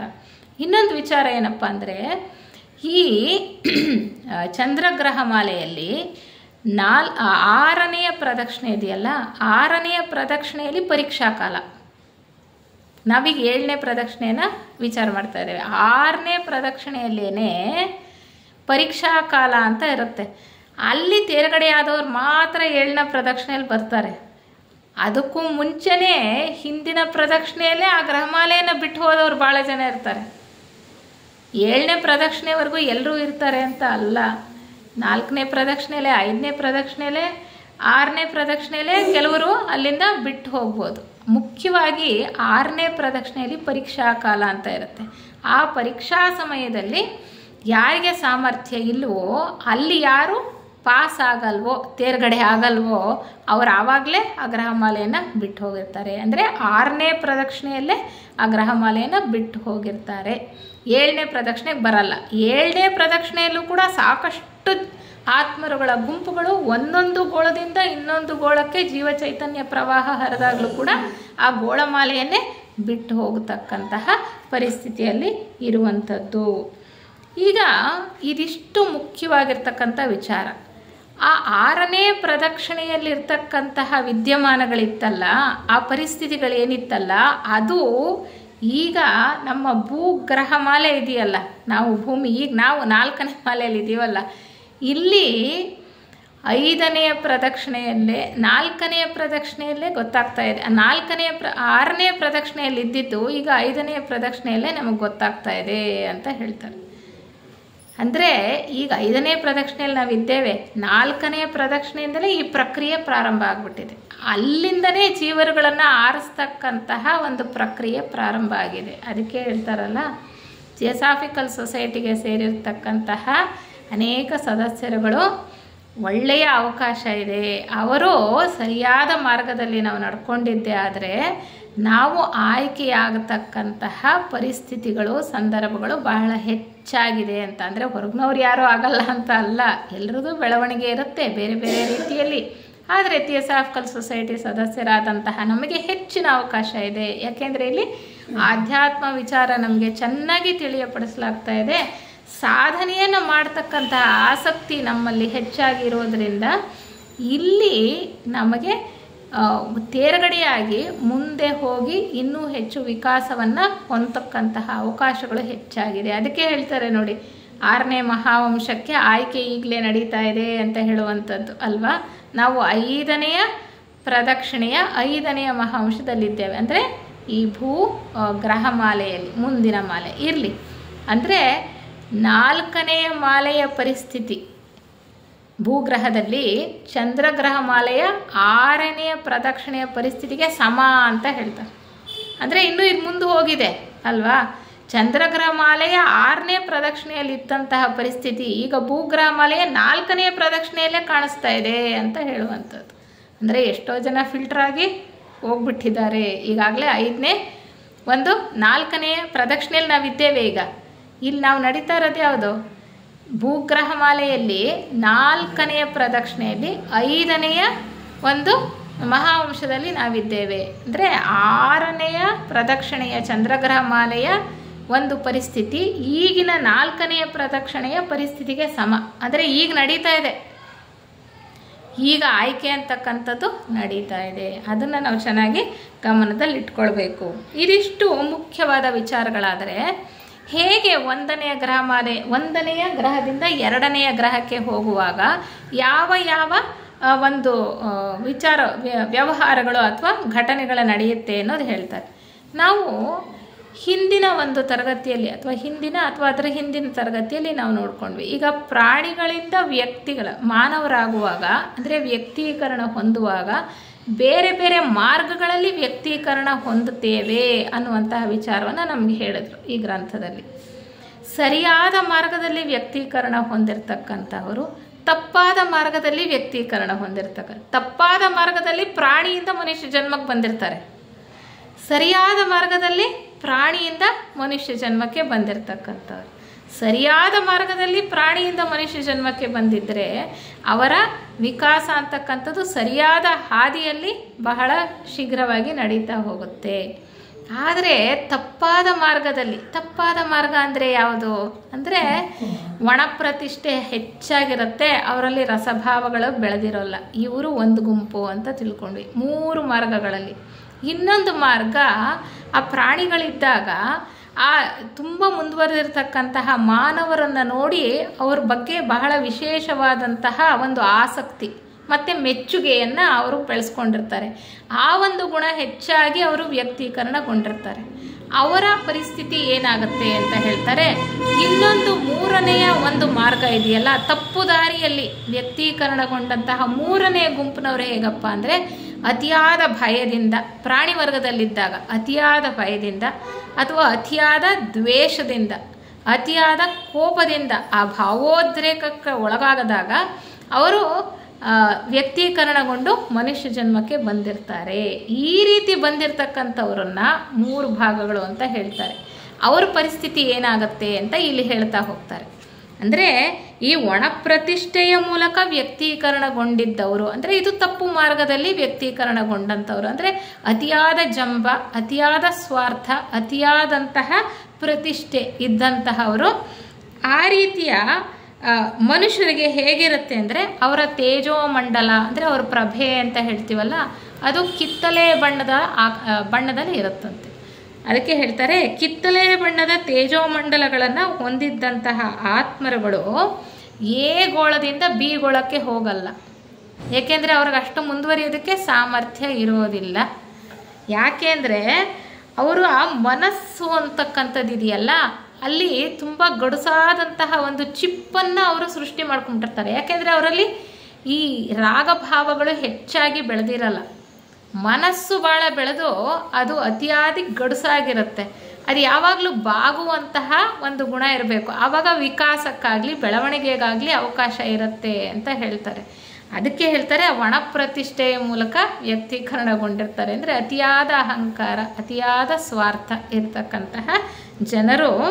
ಅವರು ತುಂಬ ಜಾಣರಿರ್ತಾರಂತೆ, ಅತಿಯಾದ ಜಾಣತನ, ಆದರೆ ಸ್ವಾರ್ಥ ಬಹಳ ಜಾಸ್ತಿ ಇರುತ್ತೆ. ಅವರಲ್ಲಿ ರಸಭಾವಗಳು ಅಂತಕ್ಕಂಥದ್ದು ಹೆಚ್ಚು ಬೆಳೆದಿರಲ್ಲ. ಅನುಕಂಪ ಆಗಲಿ, ದಯೆ ಆಗಲಿ, ರಾಗಭಾವಗಳಿಗೆ ಹೆಚ್ಚು ಅವರು ಆಸ್ಪದ ಕೊಡಲ್ಲ. ಎಲ್ಲ ಅದು ಇಟ್ಕೊಂಡಿರ್ತಾರೆ. ಅಂಥವರು ಅದಕ್ಕೆ ಹೇಳ್ತಾರೆ ಅವರೆಲ್ಲ ಕಿತ್ತಲೆ ಬಣ್ಣದ ತೇಜೋಮಂಡಲ ಇರ್ತಕ್ಕಂಥವ್ರು ಅಂತ ಹೇಳ್ತಾರೆ. ಅವರು ಏಗೋಳದನ್ನ ಬಿಟ್ಬಿಡ್ತಾರೆ. ಜೀವಚೈತನ್ಯ ಪ್ರವಾಹ 7ನೇ ಪ್ರದಕ್ಷಿಣೆಯಲ್ಲಿ ಈ ಚಂದ್ರಗ್ರಹ ಮಾಲೆಯಲ್ಲಿ ಎಯಿಂದ ಬಿಗೆ ಬರುವಾಗ ಆ ಕಿತ್ತಲೆ ಬಣ್ಣದ ಒಂದು ತೇಜೋಮಂಡಲ ಇರುತ್ತಲ್ಲ, ಅವರೆಲ್ಲ ಈ ಗ್ರಹ ಮಾಲೆಯನ್ನೇ ಬಿಟ್ಟು ಹೋಗ್ಬಿಡ್ತಾರೆ ಅನ್ನುವಂಥದ್ದು ಒಂದು ವಿಚಾರ. ಅವರು ನಾವು ತಿಳ್ಕೊಂಡ್ವಿ ಈಗಾಗಲೇ 7ನೇ ಪ್ರದಕ್ಷಿಣೆಯಲ್ಲಿ ಯಾರ್ಯಾರು ಯಾವ್ಯಾವ ಗ್ರಹವನ್ನೇ ಆಗಲಿ ಬಿಟ್ಟರೂ ಕೂಡ ಕಾಯಬೇಕಾಗತ್ತೆ. ಮುಂದಿನ ಒಂದು ಗ್ರಹಮಾಲೆ ರಚನೆಯಾಗಿ ಅಲ್ಲಿ ಸೂಕ್ತ ಪರಿಸ್ಥಿತಿಗಳು ಇವರ ವಿಕಾಸಕ್ಕೆ ಒದಗುವ ತನಕ ಕಾಯಬೇಕಾಗತ್ತೆ. ಅವರೆಲ್ಲ ಅಂತರ್ಗ್ರಹಮಾಲೆಯ ಒಂದು ನಿರ್ವಾಣಕ್ಕೆ ಹೋಗಿ ಕಾಯ್ತಾ ಇರ್ತಾರೆ. ಆ ರೀತಿ ಈ ಗೋಳವನ್ನು ಬಿಟ್ಟು ಹೋಗಿರ್ತಾರಲ್ಲ, ಅವರು ಮುಂದೆ ಭೂಗ್ರಹಮಾಲೆಯಲ್ಲಿ, ಅಂದರೆ ಈಗ ಪ್ರಸ್ತುತ ಭೂಗ್ರಹಮಾಲೆಯಲ್ಲಿ ನಾವಿದ್ದೀವಲ್ಲ, ಆ ಗ್ರಹಮಾಲೆಯಲ್ಲಿ ಅಟ್ಲಾಂಟಿಸ್ ಖಂಡದಲ್ಲಿ ಕಾಣಿಸ್ಕೊಳ್ತಾರಂತೆ. ಅಂದರೆ ಇವರು ಹಿಂದಕ್ಕೆ ಹೋಗಿ ತಾನೇ ನೋಡ್ತಾ ಇರೋದು. ಈಗ ಮೆಸೆಂಟರ್ ಆಗಲಿ ಲೆಡ್ಬಿಟ್ರ್ ಆಗಲಿ ಅವ್ರ ಪ್ರಜ್ಞೆಯನ್ನು ಹಿಂದಕ್ಕೆ ಹೋಗಿ ಅವ್ರು ನೋಡ್ತಾ ಇದ್ದಾರೆ. ಅವ್ರಿಗೆ ಇಲ್ಲಿ ತನಕ ಆಗಿರ್ತಕ್ಕಂಥ ಎಲ್ಲ ವಿದ್ಯಮಾನಗಳು ಗೊತ್ತಾಗತ್ತಲ್ವ. ಅಲ್ಲಿ ಏಗೋಳವನ್ನು ಬಿಟ್ಟಂಥವರು ಅಟ್ಲಾಂಟಿಸ್ ಖಂಡದಲ್ಲಿ, ಅದು ಭೂಗ್ರಹಮಾಲೆಯಲ್ಲಿ ಅಟ್ಲಾಂಟಿಸ್ ಖಂಡದಲ್ಲಿ, ಅದು ಯಾವಾಗ 4ನೇ ಮಹಾವಂಶ ಅಲ್ವಾ, ನಮ್ಮ ಭೂಗ್ರಹಮಾಲೆಯಲ್ಲಿ 4ನೇ ಮಹಾವಂಶ ಭೂಗ್ರಹದಲ್ಲಿ, ಅಲ್ಲಿ ಅವರು ಅಟ್ಲಾಂಟಿಸ್ ಖಂಡದಲ್ಲಿ ಕಾಣಿಸ್ಕೊಳ್ತಾರೆ. ಅವ್ರು ಏನಾಗಿರ್ತಾರೆ ಅಂದರೆ ವಾಮ ಮಾರ್ಗದ ದುಷ್ಟ ಶಕ್ತಿಗಳ ಪ್ರಭುಗಳಾಗ್ತಾರೆ. ನೋಡಿ, ಅವರು ವಾಮ ಮಾರ್ಗವನ್ನು ಹಿಡಿದಿರ್ತಾರಂತೆ. ವಾಮ ಮಾರ್ಗವನ್ನು ಹಿಡಿದಿರ್ತಕ್ಕಂತಹವರು ಹಿಂದೆ ಏನಾಗಿದ್ರು ಅನ್ನುವಂತಹ ಒಂದು ಕಲ್ಪನೆ ನಾವು ಮಾಡಿಕೊಳ್ಬೋದಾಗಿದೆ. ಯಾವ ರೀತಿ ಅವರು ಕೆಟ್ಟ ದಾರಿಯಲ್ಲಿ, ಅಂದರೆ ಕೆಟ್ಟ ಒಂದು ಮಾರ್ಗದಲ್ಲಿ ವ್ಯಕ್ತೀಕರಣಗೊಂಡಿದ್ರು, ಹೇಗೆ ಒಣಪ್ರತಿಷ್ಠೆಯನ್ನು ಬೆಳೆಸ್ಕೊಂಡಿದ್ರು ಅನ್ನೋದನ್ನು ನಾವು ತಿಳ್ಕೊಳ್ಬೋದಾಗಿದೆ. ಹಾಗೆ ಅಟ್ಲಾಂಟಿಸ್ ಖಂಡದಲ್ಲಿ ಅವರು ಈ ವಾಮ ಮಾರ್ಗದಲ್ಲಿ ದುಷ್ಟಶಕ್ತಿಗಳನ್ನು ಆರಾಧಿಸ್ತಕ್ಕಂತಹ ಒಂದು ಪೂಜಾರಿಗಳಾಗಿರ್ತಾರಂತೆ. ದುಷ್ಟ ದೇವತೆಗಳ ಪೂಜಾರಿಗಳಾಗಿರ್ತಾರೆ ಅಂಥವ್ರು ಈಗಲೂ ಈ ಒಂದು ಭೂಗ್ರಹಮಾಲೆಯಲ್ಲೂ ಇದ್ದಾರಲ್ವ, ಅದನ್ನು ನಾವು ರಿಲೇಟ್ ಮಾಡಿಕೊಂಡು ತಿಳ್ಕೊಬೋದು. ಅಂದರೆ ನಮಗೆ ಈ ಗ್ರಹಮಾಲೆ ವಿಚಾರ ಹೇಳ್ತಾ ಇದ್ದಾರೆ, ಇದಾದ ನಂತರ ಭೂಗ್ರಹಮಾಲೆಯನ್ನು ನಾವು ಸವಿಸ್ತಾರವಾಗಿ ಮತ್ತೆ ವಿಚಾರ ಮಾಡ್ತೇವಲ್ಲ, ಅಲ್ಲಿ ಇದನ್ನು ಮತ್ತೆ ಪ್ರಸ್ತಾಪ ಮಾಡ್ತಾರೆ. ಈಗ ಸೂಕ್ಷ್ಮವಾಗಿ ಅವರು ಹೇಳ್ತಾರೆ, ಏಗೋಳವನ್ನು ಬಿಟ್ಟಂತಹ ಕಿತ್ತಲೆ ಬಣ್ಣದ ತೇಜೋಮಂಡಲ ಇದ್ದಂತಹವರು ಭೂಗ್ರಹಮಾಲೆಯಲ್ಲಿ ಅಟ್ಲಾಂಟಿಸ್ ಖಂಡದಲ್ಲಿ ವಾಮ ಮಾರ್ಗವನ್ನು ಹಿಡಿದು ದುಷ್ಟ ಶಕ್ತಿಗಳ, ದುಷ್ಟ ದೇವತೆಗಳ ಆರಾಧಕರಾಗಿ ಅವರ ಪೂಜಾರಿಗಳಾಗಿರೋದನ್ನು ಇವರು ನೋಡ್ತಾರೆ, ಇವರು ಕಂಡುಕೊಳ್ತಾರೆ ಅಂತ ಹೇಳ್ತಾರೆ. ಮತ್ತು ಇನ್ನೊಂದು ತಪ್ಪು ಮಾರ್ಗ, 2ನೇ ಮಾರ್ಗ ಅಂದರೆ ಮೆಚ್ಚುಗೆಯ ಮೂಲಕ ವ್ಯಕ್ತೀಕರಣಗೊಂಡಿರ್ತಾರಲ್ಲ. ಈ ಮನುಷ್ಯರನ್ನು ಪ್ರಾಣಿ ಜನ್ಮದಲ್ಲಿದ್ದಾಗ ಮನುಷ್ಯ ಜನ್ಮದಲ್ಲಿದ್ದವ್ರನ್ನ ನೋಡಿ ಮೆಚ್ಚಿಕೊಂಡು ಅವ್ರ ಬಗ್ಗೆ ಅತಿಯಾದ ಆಸಕ್ತಿಯನ್ನು ತಾಳಿ ಅವರ ಒಡನಾಟದಲ್ಲಿ ಮಾನವರಾಗಿ ವ್ಯಕ್ತೀಕರಣಗೊಂಡಿರ್ತಾರಲ್ಲ, ಅವರಿಗೆ ಚಿನ್ನದ ಬಣ್ಣದ ತೇಜೋಮಂಡಲ ಇರುತ್ತೆ. ಚಿನ್ನದ ಬಣ್ಣದ ತೇಜೋಮಂಡಲ ಪ್ರಭಾವಳಿ ಅಂತಕ್ಕಂಥದ್ದು ಚಿನ್ನದ ಬಣ್ಣ ಇರುತ್ತೆ. ಅವರು ಬಿಗೋಳದಿಂದ ಹೊರಗೆ ಹೋಗ್ಬಿಡ್ತಾರೆ. ಅವ್ರು ಎಯಿಂದ ಬಿಗೆ ಬಂದಿರ್ತಾರೆ, ಆದರೆ ಬಿಯಿಂದ ಮುಂದಕ್ಕೆ ಹೋಗೋ ಸಾಮರ್ಥ್ಯ ಅವ್ರಿಗೆ ಇರೋದಿಲ್ಲ. ಅವರೆಲ್ಲ ಬಿಗೋಳವನ್ನು ಬಿಟ್ಟು ಹೋಗ್ಬಿಡ್ತಾರೆ ಅಂತ ಹೇಳ್ತಾರೆ. ಹೀಗೆ ಪ್ರತಿಯೊಂದು ಗೋಳದಿಂದಲೂ ಕೂಡ ಜೀವಚೈತನ್ಯ ಪ್ರವಾಹ ಇನ್ನೊಂದು ಗೋಳಕ್ಕೆ ಹೋದಾಗ ಒಂದು ದೊಡ್ಡ ಆತ್ಮರುಗಳ ಗುಂಪೇ ಆ ಗ್ರಹಮಾಲೆಯನ್ನು ಬಿಡ್ತಾ ಹೋಗ್ತಾರೆ ಅಂತ ಹೇಳ್ತಾರೆ. ಈ ರೀತಿ ಚಿನ್ನದ ಬಣ್ಣದ ತೇಜೋಮಂಡಲ ಇದ್ದಂತಹವರು 2ನೇ ಮಾರ್ಗದಲ್ಲಿ ತಪ್ಪು ದಾರಿಯಲ್ಲಿ ವ್ಯಕ್ತೀಕರಣಗೊಂಡಿರ್ತಾರಲ್ಲ, ಅವರು ಅಟ್ಲಾಂಟಿಸ್ ಖಂಡದಲ್ಲಿ ಮುಂದೆ ಸತ್ಶಕ್ತಿಗಳ ದೇವತೆಗಳ ಆರಾಧಕರಾಗಿರ್ತಾರಂತೆ. ಅಂದರೆ ದೇವತೆಗಳು ಸತ್ಶಕ್ತಿಯ ದೇವತೆಗಳು, ದುಷ್ಟಶಕ್ತಿಗಳಲ್ಲ. ಅಂದರೆ ಸತ್ಶಕ್ತಿಯ ದೇವತೆಗಳ ಪೂಜಾರಿಗಳಾಗಿರ್ತಾರೆ, ಆರಾಧಕರಾಗಿ ಅವರು ಹುಟ್ಟಿ ಬರ್ತಾರೆ. ಅದು ಹುಟ್ಟು ಬಂದಿರೋದನ್ನು ಇವರು ಕಂಡುಕೊಳ್ತಾರೆ ಅವರ ಒಂದು ಸೂಕ್ಷ್ಮ ಪ್ರಜ್ಞೆಯಲ್ಲಿ ಅಂತ ಹೇಳ್ತಾರೆ. ಹೀಗೆ ಪ್ರತಿಯೊಂದು ಗೋಳಮಾಲೆಯಲ್ಲೂ ಕೂಡ ಅನೇಕರು ಅರ್ಹತ್ ಪದವಿಯನ್ನು ಪಡ್ಕೊಂಡು ಅವರು ಕೂಡ ಗೋಳಮಾಲೆಯನ್ನು ಬಿಡ್ತಾರೆ. ಏಕೆಂದರೆ ಅರ್ಹತ್ ಪದವಿಯನ್ನು ಪಡ್ಕೊಂಡ್ಮೇಲೆ ಮತ್ತೆ ಆ ಗೋಳಮಾಲೆಯಲ್ಲಿ ಮುಂದುವರಿತಕ್ಕಂತಹ ಏನೋ ಅವಶ್ಯಕತೆ ಇರೋದಿಲ್ಲ, ಅವರು ಕೂಡ ಬಿಡ್ತಾರೆ. ಸಾಮರ್ಥ್ಯ ಇಲ್ಲದಲೇ ಇರ್ತಕ್ಕಂಥವರು ಕೂಡ ಬಿಡ್ತಾರೆ. ಅರ್ಹತ್ ಪದವಿಯನ್ನು ಹೊಂದಿರತಕ್ಕಂಥವರು ಕೂಡ ಬಿಡ್ತಾರೆ. ಈ ಅರ್ಹತ್ ಪದವಿಯನ್ನು ಪಡ್ಕೊಳ್ತಾರಲ್ಲ ಪ್ರತಿಯೊಂದು ಗೋಳದಲ್ಲಿ, ಅವರು HPB ಅವರು ಸೀಕ್ರೆಟ್ ಡಾಕ್ಟ್ರಿನಲ್ಲಿ ಹೇಳ್ತಾರೆ, ಅವರನ್ನು ಬರ್ಹಿಷತ್ ಪಿತೃಗಳು ಅಂತ. ನಾವು ಹಿಂದೆನೂ ಕೂಡ ಪೀಠಿಕೆ ಪೂರ್ವೋಕ್ತಿಯಲ್ಲಿ ಓದುವಾಗ ಈ ವಿಚಾರವನ್ನು ಹೇಳಿದರು. ಅಂದರೆ ಪ್ರತಿಯೊಂದು ಗೋಳಮಾಲೆಯಲ್ಲೂ ಕೂಡ ಅರ್ಹತ್ ಪದವಿಯನ್ನು ಪಡ್ಕೊಂಡು ಜೀವನ್ಮುಕ್ತರಾಗ್ತಾರಲ್ಲ ಅವ್ರನ್ನೆಲ್ಲ ಬರ್ಹಿಷತ್ ಪಿತೃಗಳು ಅಂತ ಕರೀತಾರೆ.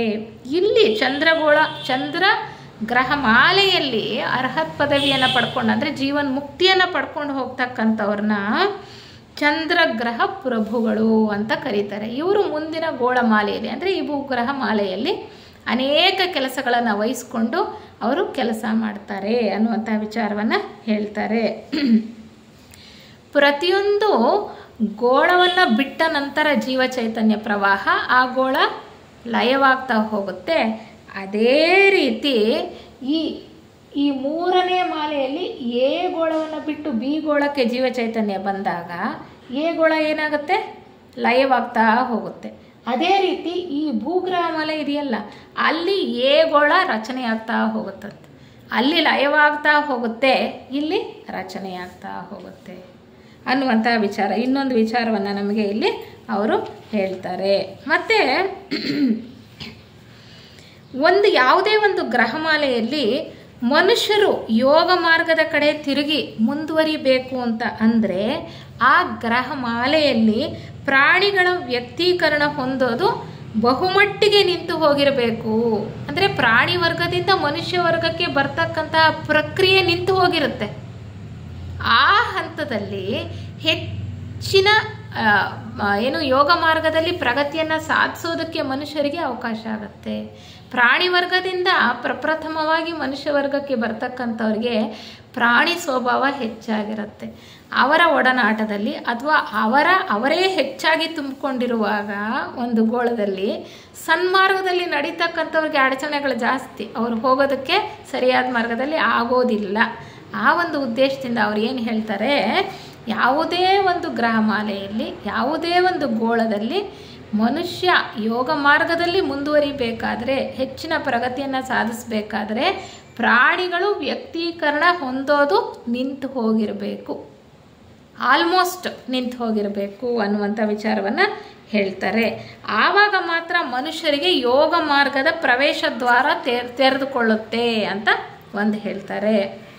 ಮತ್ತು ಇನ್ನೊಂದು ವಿಚಾರ ನಾವಿಲ್ಲಿ ಗಮನಿಸ್ಬೋದಾಗಿರ್ತಕ್ಕಂಥದ್ದೇನಪ್ಪ ಅಂದರೆ, ಈ ನಮ್ಮ ಲೇಖಕರು ಲೆಡ್ಬಿಟ್ರು ಮತ್ತು ಹನಿ ಬೆಸೆಂಟ್ರು ಅವ್ರು ಯಾರ ಒಡನಾಟದಲ್ಲಿದ್ದರು, ಯಾರ ಜೊತೆಯಲ್ಲಿ ಗುಂಪು ಗುಂಪಾಗಿ ಅವ್ರು ಕಾಣಿಸ್ಕೊಳ್ತಾರಲ್ವ. ಯಾರ್ಯಾರೆಲ್ಲ ಗುಂಪು ಗುಂಪಾಗಿ ಕಾಣಿಸ್ಕೊಳ್ತಾರೆ ಹಿಂದಿನ ಪ್ರದಕ್ಷಿಣೆಗಳಲ್ಲೆಲ್ಲ? JK ಅವರು, ಅವರ ತಮ್ಮ ನಿತ್ಯಾನಂದ ಅವರು, ಮತ್ತು ಲೆಡ್ಬಿಟ್ರು ಅವರು, ಮತ್ತು ಹನಿ ಬೆಸೆಂಟ್ರು, ಜೊತೆಗೆ HPB ಅವರು, ಸುಬ್ಬಾರಾವ್ ಅವರು, ಮತ್ತು ಮೌರ್ಯರು, ಕುತುಮಿಯವರು, ಇವರೆಲ್ಲ ನೋಡಿ ಎಲ್ಲ ಹಿಂದಿನ ಪ್ರದಕ್ಷಿಣೆಗಳಲ್ಲಿ ನೋಡ್ತಾ ಬಂದ್ವಿ ನಾವು. 4, 5, 6ನೇ ಪ್ರದಕ್ಷಿಣೆಯಲ್ಲಿ ಇವರೆಲ್ಲರೂ ಕೂಡ ಪ್ರಾಣಿ ವರ್ಗದಿಂದಲೂ ಕೂಡ ಒಟ್ಟೊಟ್ಟಾಗೇ ಇರ್ತಾರೆ. ಪ್ರಾಣಿ ವರ್ಗದಲ್ಲೂ ಒಟ್ಟಾಗಿದ್ದಂತಹ ಹನಿ ಬೆಸೆಂಟ್ರು ಮತ್ತು ಲೆಡ್ಬಿಟ್ರವರು ಮನುಷ್ಯ ವರ್ಗದಲ್ಲಿ ಇದ್ದಂತಹ ಕುತುಮಿಯವರು ಮತ್ತು ಮೌರ್ಯರ ಒಡನಾಟದಲ್ಲಿರ್ತಾರೆ. ಹಾಗೆ ಇವರೆಲ್ಲರದು ಒಂದು ಗುಂಪಿತ್ತಲ್ಲ, ಅದನ್ನೇ ಹೇಳ್ತಾರೆ. ಇವರು ಭೂಗ್ರಹಕ್ಕೆ ಬರುವ ವೇಳೆಗೆ ಸಾಕಷ್ಟು ಅಲ್ಲಿ ಅವರಿಗೆ ವಿಕಾಸ ಅನ್ನೋದಾಗತ್ತೆ. ಚಂದ್ರಗ್ರಹ ಮಾಲೆಯಲ್ಲೆಯೇ ಹನಿ ಬೆಸೆಂಟ್ರಾಗಲಿ, ಲೆಡ್ಬಿಟ್ರಾಗಲಿ, JK ಅವರಾಗಲಿ, ನಿತ್ಯಾನಂದ ಅವರಾಗಲಿ ಅವರೆಲ್ಲರೂ ಕೂಡ ಮನುಷ್ಯ ವರ್ಗಕ್ಕೆ ಬಂದ್ಬಿಟ್ಟಿರ್ತಾರೆ.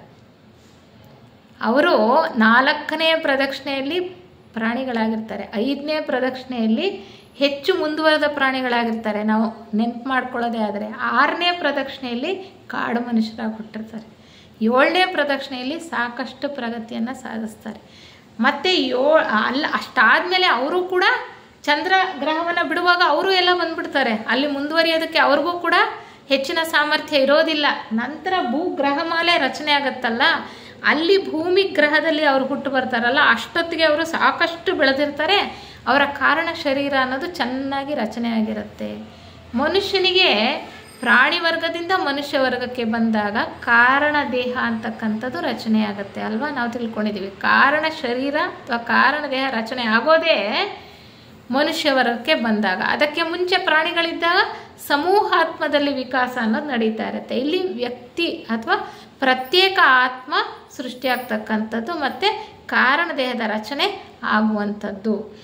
ಇಲ್ಲಿ ಈ ಎಲ್ಲ ಗುಂಪಿನ ಜನರು ಇದ್ರಲ್ಲ, ಮುಖ್ಯವಾಗಿ ಹನಿ ಬೆಸೆಂಟ್ರು, ಲೆಡ್ಬಿಟ್ರು, JK ಅವರು ಮತ್ತು ಅವರ ತಮ್ಮ ನಿತ್ಯಾನಂದ ಅವರೆಲ್ಲರೂ ಕೂಡ ಭೂಗ್ರಹಕ್ಕೆ ಬರೋ ಅಷ್ಟೊತ್ತಿಗೆ ಅವರ ಕಾರಣ ಶರೀರ ಚೆನ್ನಾಗಿ ರೂಪುಗೊಂಡಿರುತ್ತೆ, ಮೇಧಾಶಕ್ತಿ ತುಂಬ ಚೆನ್ನಾಗಿ ಬೆಳೆದಿತ್ತು. ಮತ್ತು ಅವರಿಗಿಂತ ಉನ್ನತ ಮಟ್ಟದಲ್ಲಿದ್ದವರು ಅಂದರೆ ಜೀವನ್ಮುಕ್ತರಾಗಿದ್ದಂತಹ ಗುರುಗಳ ಬಗ್ಗೆ ಅವ್ರಿಗೆ ಎಷ್ಟು ನಿಷ್ಠೆ, ಅವರ ಬಗ್ಗೆ ಪ್ರಾಮಾಣಿಕತೆ, ಎಷ್ಟು ಅವರ ಬಗ್ಗೆ ಸೇವಾ ಭಾವ ಇರುತ್ತಲ್ವ ಅವರಿಗೆ, ಅವರ ಕಿಂಕರರಾಗಿ ಕೆಲಸ ಮಾಡ್ತಾ ಇರ್ತಾರಲ್ವ. ನಾವು ಥಿಯಾಸಫಿ ವಾಂಗ್ಮಯದಲ್ಲಿ ನೋಡೋದಾದರೆ ಬೆಸೆಂಟ್ರಾಗಲಿ ಲೆಡ್ಬಿಟ್ರಾಗಲಿ ಅವರೆಲ್ಲರೂ ಕೂಡ ಕಿಂಕರರ ಗುಂಪಲ್ಲಿ ಇರ್ತಕ್ಕಂಥವ್ರು. ಅವರು ಮೌರ್ಯರು, ಕುತುಮಿಗಳು, ಈ ಜೀವನ್ಮುಕ್ತ ಗುರುಗಳ ಅವರ ಕೈ ಕೆಳಗೆ ಅವರ ನಾಲಿಯಾಗಿ ಕೆಲಸ ಮಾಡಿ ಸೇವೆಯನ್ನು ಸಲ್ಲಿಸ್ತಾ ಇದ್ದಂತಹವರು.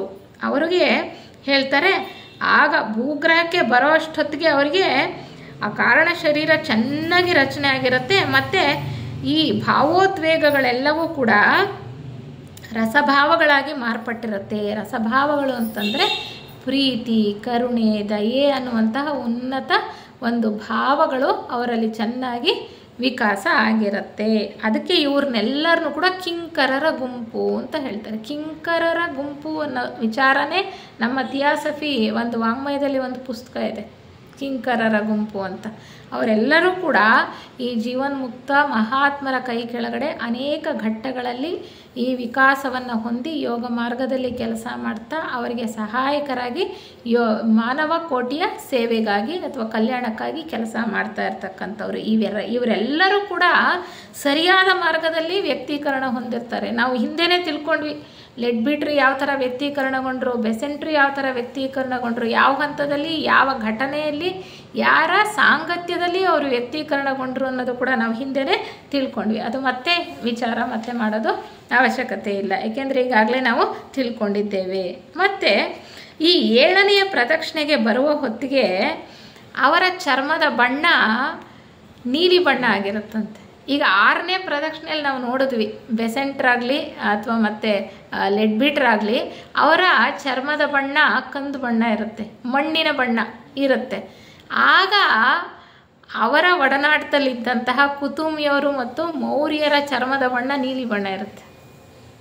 ಹಾಗೆ ಇವರು ಈ 7ನೇ ಪ್ರದಕ್ಷಿಣೆಗೆ ಬರುವ ಹೊತ್ತಿಗೆ 7ನೇ ಪ್ರದಕ್ಷಿಣೆಯಲ್ಲಿ ಈ ಕಿಂಕರರ ಗುಂಪಿನಲ್ಲಿದ್ದಂತಹ ಎಲ್ಲ ಆತ್ಮರುಗಳಿದ್ರಲ್ಲ, ಅವರ ದೇಹದ ಚರ್ಮದ ಬಣ್ಣ ನೀಲಿ ಬಣ್ಣ ಆಗಿರುತ್ತೆ ಅಂತ. ಅಂದರೆ ನಾವು ಈಗಲೂ ನೋಡ್ತೀವಲ್ವ, ಎಷ್ಟು ಜನ ಬೇರೆ ಬೇರೆ ರೀತಿಯ ಬಣ್ಣಗಳಿರ್ತಕ್ಕಂಥದ್ದು ಚರ್ಮದ ಬಣ್ಣ. ನಾವು ಯಾಕೋ ಅಂದ್ಕೊಳ್ತೀವಿ, ಅದರ ಹಿಂದೆನೂ ಏನೋ ಒಂದು ಲಕ್ಷಣ ಅಥವಾ ಸೂಚನೆ ಇರಬಹುದು, ಬೇರೆ ಬೇರೆ ವಂಶಗಳು ಅಥವಾ ಉಪವಂಶಗಳಿಗೆ ಸೇರಿರ್ತಕ್ಕಂಥದ್ದು. ಹೀಗೆ ಈ ಕಿಂಕರರ ಗುಂಪಿದೆಯಲ್ಲ, ಇವರೆಲ್ಲರೂ ಕೂಡ ಮುಂದೆ ಮಾನವ ಕೋಟಿಯ ಕಲ್ಯಾಣಕ್ಕೋಸ್ಕರ ಅನೇಕ ಅಂತರಂಗ ಸರ್ಕಾರದಲ್ಲಿ ಅನೇಕ ಹುದ್ದೆಗಳನ್ನು ಪಡ್ಕೊಂಡು ಕೆಲಸ ಮಾಡ್ತಕ್ಕಂಥವ್ರು.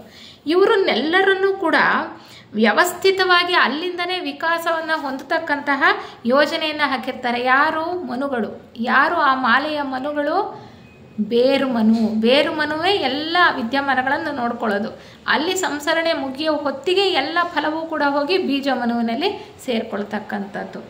ಅಲ್ಲಿ ಇವರೆಲ್ಲರೂ ಕೂಡ ಒಟ್ಟೊಟ್ಟಿಗೆ ಮತ್ತೆ ಜನ್ಮವನ್ನು ಪಡ್ಕೊಂಡು ಬೇರೆ ಬೇರೆ ಪಂಗಡಗಳಲ್ಲಿ ಒಟ್ಟೊಟ್ಟಾಗಿ ಜನ್ಮವನ್ನು ಪಡ್ಕೊಂಡು ಒಳ್ಳೆಯ ರೀತಿಯಲ್ಲಿ ಸನ್ಮಾರ್ಗದಲ್ಲಿ ಮುಂದುವರಿತಾ ಹೋಗ್ತಾರೆ. ಅದನ್ನು ನಾವು ಈಗಾಗಲೇ ನೋಡಿದ್ದೇವೆ ಹಿಂದಿನ ಕೆಲವು ಪ್ರದಕ್ಷಿಣೆಗಳಲ್ಲಿ. ಮುಂದೆನೂ ಕೂಡ ಅದೇ ರೀತಿ ಇವರು ಬೆಳೀತಾ ಹೋಗ್ತಾರೆ. ಅವ್ರ ನಡುವೆ ಇರತಕ್ಕಂಥ ಬಂಧವನ್ನು ಕೂಡ ಬಲಪಡಿಸ್ತಾ ಹೋಗ್ತಾರೆ. ಇವರೆಲ್ಲರೂ ಕೂಡ ಶ್ವೇತರ್ಷಿ ಸಂಘದ ಗುರುಗಳ ಕಿಂಕರರು ಅಂತ ಹೇಳ್ತಾರೆ. ಹೀಗೆ ಈ ಉನ್ನತ ಮಟ್ಟದ ಶಕ್ತಿಯ ಪ್ರವಾಹ ಈ ಕಿಂಕರರ ಗುಂಪಿನ ಮೇಲೆ ಬೀಳುತ್ತೆ. ಈ ಕಿಂಕರರ ಗುಂಪು ಕೂಡ ಈ ಒಂದು ಚಂದ್ರಗ್ರಹ ಮಾಲೆಯಲ್ಲಿ ನಾವು ಯಾರ್ಯಾರು ಮುಖ್ಯವಾಗಿ 4 ಜನ ಗುರುತಿಸೋದಾದರೆ ಲೆಡ್ಬಿಟ್ರು, ಅನಿಬೆಸೆಂಟ್ರು, JK ಮತ್ತು ಆಲ್ಕೋನಿಯವರು, ಅವರು ಕೂಡ ಆ ಗ್ರಹ ಮಾಲೆಯನ್ನು ಬಿಡ್ತಾರೆ. ಚಂದ್ರಗ್ರಹ ನಂತರ ಮುಂದೆ ಹೋಗಲ್ಲ, D ಆದಮೇಲೆ EFG ಹೋಗಲ್ಲ. ಅವರು ಕೂಡ ಒಟ್ಟಿಗೆ ಸಾಕಷ್ಟು ಸಾರಿ ಆ ಒಂದು ಗ್ರಹದಲ್ಲಿ ಹುಟ್ಟಿ ಬಂದು ಬೆಳವಣಿಗೆಯನ್ನು ಸಾಧಿಸ್ತಾರೆ. ಸಾಕಷ್ಟು ಕಾರಣ ಶರೀರವನ್ನು ಅವರು ಪೂರ್ತಿಯಾಗಿ ಬೆಳವಣಿಗೆ ಆಗಿರುತ್ತೆ. ಅವರ ಮೇಲೆ ಉನ್ನತ ಮಟ್ಟದ ಶಕ್ತಿಯ ಪ್ರವಾಹ ಹರಿದು ಬರುತ್ತಂತೆ. ಆಗಾಗ ಉನ್ನತ ಮಟ್ಟದ ಶಕ್ತಿಯ ಪ್ರವಾಹ ಹರಿದು ಬರುತ್ತೆ ಅವರಲ್ಲಿ. ಸೂತ್ರಾತ್ಮ ಅಂತ ಹೇಳ್ತಾರೆ ನೋಡಿ, ಬುದ್ಧಿ ಲೋಕದಿಂದ ಕೆಳಗಡೆ ಇಳಿದು ಬಂದಿರತಕ್ಕಂತಹ ಒಂದು ಸೂತ್ರ. ಅಲ್ಲಿ ಒಂದು ದೇಹ ಇನ್ನೊಂದು ದೇಹದ ಜೊತೆ ಬೆಸೆದುಕೊಂಡಿರ್ತಕ್ಕಂತಹ ಬಂಧ. ನೀವು ಸುಕೃಷ್ಣಮೂರ್ತಿಗಳ ಉಪನ್ಯಾಸಗಳು ಗುರುವಾರ ಹಾಕ್ತಿದ್ದಾರೆ ನೋಡಿ, ನಮ್ಮ ಬೆಂಗಳೂರು ಸಿಟಿ ಲಾಡ್ಜ್ದು ಅಂದ್ಬಿಟ್ಟು, ಅಲ್ಲಿ ಕೇಳಿದ್ರೆ ನಿಮಗೆ ಗೊತ್ತಾಗುತ್ತೆ. ಭಾಳ ಚೆನ್ನಾಗಿ ಭಾಳ ಸವಿಸ್ತಾರವಾಗಿ ಹೇಳಿದ್ದಾರೆ ಸೂತ್ರಾತ್ಮದ ಬಗ್ಗೆ. ಈ ಬುದ್ಧಿಲೋಕದಿಂದ ಕೆಳಗಡೆ ಇಳಿದು ಬಂದಂತಹ ಸೂತ್ರಾತ್ಮ ಶಾಶ್ವತ ಪರಮಾಣು, ಪ್ರತಿಯೊಂದು ಲೋಕದ ಶಾಶ್ವತ ಪರಮಾಣು ಇರುತ್ತಲ್ಲ, ಅದು ಕೂಡ ಈ ಸೂತ್ರಾತ್ಮಕ್ಕೆ ಅಂಟ್ಕೊಂಡಿರ್ತಕ್ಕಂಥದ್ದು. ಒಂದಕ್ಕೊಂದು ಅಲ್ಲಿ ಸಂಪರ್ಕ ಇರುತ್ತೆ. ಯಾವಾಗ ಉನ್ನತ ಲೋಕಗಳಿಂದ ಶಕ್ತಿ ಹರಿದು ಬರುತ್ತೋ ಈ ಸೂತ್ರಾತ್ಮ ಇರುತ್ತಲ್ಲ, ಅದು ಆಲಿಕೆಯ ರೀತಿ ವಿಸ್ತಾರ ಆಗ್ತಾ ಹೋಗುತ್ತೆ. ಆಲಿಕೆ ಅಂದರೆ ಮೇಲೆ ಅಗಲ ಇರುತ್ತೆ, ಕೆಳಗಡೆ ನ್ಯಾರೋ ಇರುತ್ತೆ. ಆ ರೀತಿ ಓಪನ್ ಆಗುತ್ತೆ. ಅಂದರೆ ಬುದ್ಧಿ ಪ್ರಜ್ಞೆ ಜಾಗೃತವಾಗ್ತಾ ಹೋಗುತ್ತೆ. ಇವರಿಗೆ ಬುದ್ಧಿ ಪ್ರಜ್ಞೆ ಹೆಚ್ಚಾಗಿ ಬೆಳೀತಾ ಹೋಗುತ್ತೆ ಅನ್ನುವಂಥ ವಿಚಾರವನ್ನು ನಾವು ಇಲ್ಲಿ ತಿಳ್ಕೊಳ್ಬೋದಾಗಿದೆ. ಮತ್ತು ಈ ಕಿಂಕರರ ಗುಂಪಿನಲ್ಲೂ ಕೂಡ 2 ಭಾಗಗಳನ್ನು ಮಾಡ್ತಾರೆ. ಈ ಕಿಂಕರರ ಗುಂಪಿದೆಯಲ್ಲ, ಅವರು ಕೂಡ 2 ಭಾಗಗಳಾಗಿ ವಿಭಜನೆ ಮಾಡಲ್ಪಡ್ತಾರಂತೆ. ಹೇಗೆ ಅಂದರೆ ಅವರು ಕೂಡ 3 ರೀತಿಯಲ್ಲಿ ವ್ಯಕ್ತೀಕರಣಗೊಂಡಿರ್ತಾರೆ. ಸರಿಯಾದ ಮಾರ್ಗ, 3 ಸರಿಯಾದ ಮಾರ್ಗಗಳಲ್ಲಿ ವ್ಯಕ್ತೀಕರಣಗೊಂಡಿರ್ತಾರೆ. ಒಂದೇನು, ತ್ಯಾಗದ ಕಾರ್ಯ, ಇಚ್ಛಾಶಕ್ತಿಗೆ ಕರೆಯನ್ನು ಕೊಡ್ತಾ ಅವರು ವ್ಯಕ್ತೀಕರಣಗೊಂಡಿರ್ತಾರೆ. ಅದನ್ನು ನೀವು ಹಿಂದಿನ ಉಪನ್ಯಾಸಗಳನ್ನು ಕೇಳಿದ್ರೆ ಅಥವಾ ಪುಸ್ತಕದಲ್ಲಿ ಅಧ್ಯಾಯಗಳನ್ನು ಓದಿದ್ರೆ ಈ ವಿಚಾರ ನಾವಾಗಲೇ ಮಾಡಿದ್ದೇವೆ. ಹಾಗೆ ಬೆಸೆಂಟ್ರು, ಅನಿಬೆಸೆಂಟ್ರು ಅವರು ವ್ಯಕ್ತೀಕರಣಗೊಂಡಿದ್ದು ಈ ಮಾರ್ಗದ ಮೂಲಕ. ತ್ಯಾಗ ಬುದ್ಧಿಯಿಂದ, ತ್ಯಾಗ ಕಾರ್ಯ ಇಚ್ಛಾಶಕ್ತಿಗೆ ಕರೆ ಕೊಡ್ತಾ, ಮತ್ತು ಕಾಮದೇಹದ ಮೂಲಕ ಕೆಲಸ ಮಾಡ್ತಕ್ಕಂತಹ ಭಕ್ತಿ ಜ್ಞಾನಶಕ್ತಿಗೆ ಕರೆ ಕೊಡ್ತಾ ಈ ಮಾರ್ಗದಲ್ಲಿ ವ್ಯಕ್ತೀಕರಣಗೊಂಡಂಥವರು JK ಅವರು ಮತ್ತು ಇವರು ಅವರ ತಮ್ಮ ನಿತ್ಯಾನಂದ ಅವರು. ಅಂದರೆ ಭಕ್ತಿ ಪ್ರಧಾನವಾಗಿ ಅವರಿಗೆ ಜ್ಞಾನಶಕ್ತಿ ಹರಿದು ಬರುತ್ತೆ. ಭಕ್ತಿ ಯಾವಾಗ ಪ್ರಧಾನವಾಗುತ್ತೋ ಬುದ್ಧಿಲೋಕದಿಂದ ಆ ಕಾಮಲೋಕಕ್ಕೆ ಇಳಿದು ಬಂದು ಅವರಿಗೆ ಭಕ್ತಿ ಹೆಚ್ಚಾಗಿ ಅವರು ವ್ಯಕ್ತೀಕರಣಗೊಂಡಿರ್ತಾರೆ. ಮತ್ತು ಕೆಳಮನಸ್ಸಿನ ಚಟುವಟಿಕೆ ಕ್ರಿಯಾಶಕ್ತಿಗೆ ಕರೆ ಕೊಡ್ತಾ ಕೆಳಮನಸ್ಸಿನಿಂದ ಮೇಲ್ಮನಸ್ಸಿನ ಪ್ರಜ್ಞೆಗೆ ಏರಿದಂಥವರು ಲೆಡ್ ಬಿಟ್ರವರು ಮುಖ್ಯವಾಗಿ ನಾವು ತಿಳ್ಕೊಳ್ಳೋದಾದರೆ. ಹೀಗೆ ಇವರಲ್ಲೂ ಕೂಡ 3 ಬೇರೆ ಬೇರೆ ಮಾರ್ಗಗಳಿದ್ದರಿಂದ ಅವ್ರನ್ನೂ ಕೂಡ 2 ಬೇರೆ ಬೇರೆ ಭಾಗಗಳಾಗಿ ವಿಭಾಗಗಳಾಗಿ ಮಾಡ್ತಾರೆ ಅಂತ ಹೇಳ್ತಾರೆ. ಈ 2 ಜನ್ಮಗಳ ನಡುವಿನ ಅಂತರ ಇರುತ್ತಲ್ಲ, ಈ 2 ಮಾರ್ಗಗಳು, ಒಂದು ಗುಂಪಿನವ್ರಿಗೆ 700 ಜನ್ಮ, 700 ವರ್ಷಗಳು, ಒಂದು ಜನ್ಮಕ್ಕೂ ಇನ್ನೊಂದು ಜನ್ಮಕ್ಕೂ ಇರ್ತಕ್ಕಂಥ ಅಂತರ 700 ವರ್ಷ. ಅದೇ 2ನೇ ಗುಂಪಿನವ್ರಿಗೆ ಒಂದು ಜನ್ಮಕ್ಕೂ ಇನ್ನೊಂದು ಜನ್ಮಕ್ಕೂ ಇರ್ತಕ್ಕಂಥ ಅಂತರ 1200 ವರ್ಷ. ಆದರೆ ಇವರೆಲ್ಲರೂ ಕೂಡ ಆಗಾಗ ಒಟ್ಟಿಗೆ ಜನ್ಮವನ್ನು ಪಡ್ಕೊಂಡು ಹೆಚ್ಚು ಪ್ರಗತಿಯನ್ನು ಸಾಧಿಸ್ತಕ್ಕಂತಹ ಯೋಜನೆ ಮನುಗಳದು.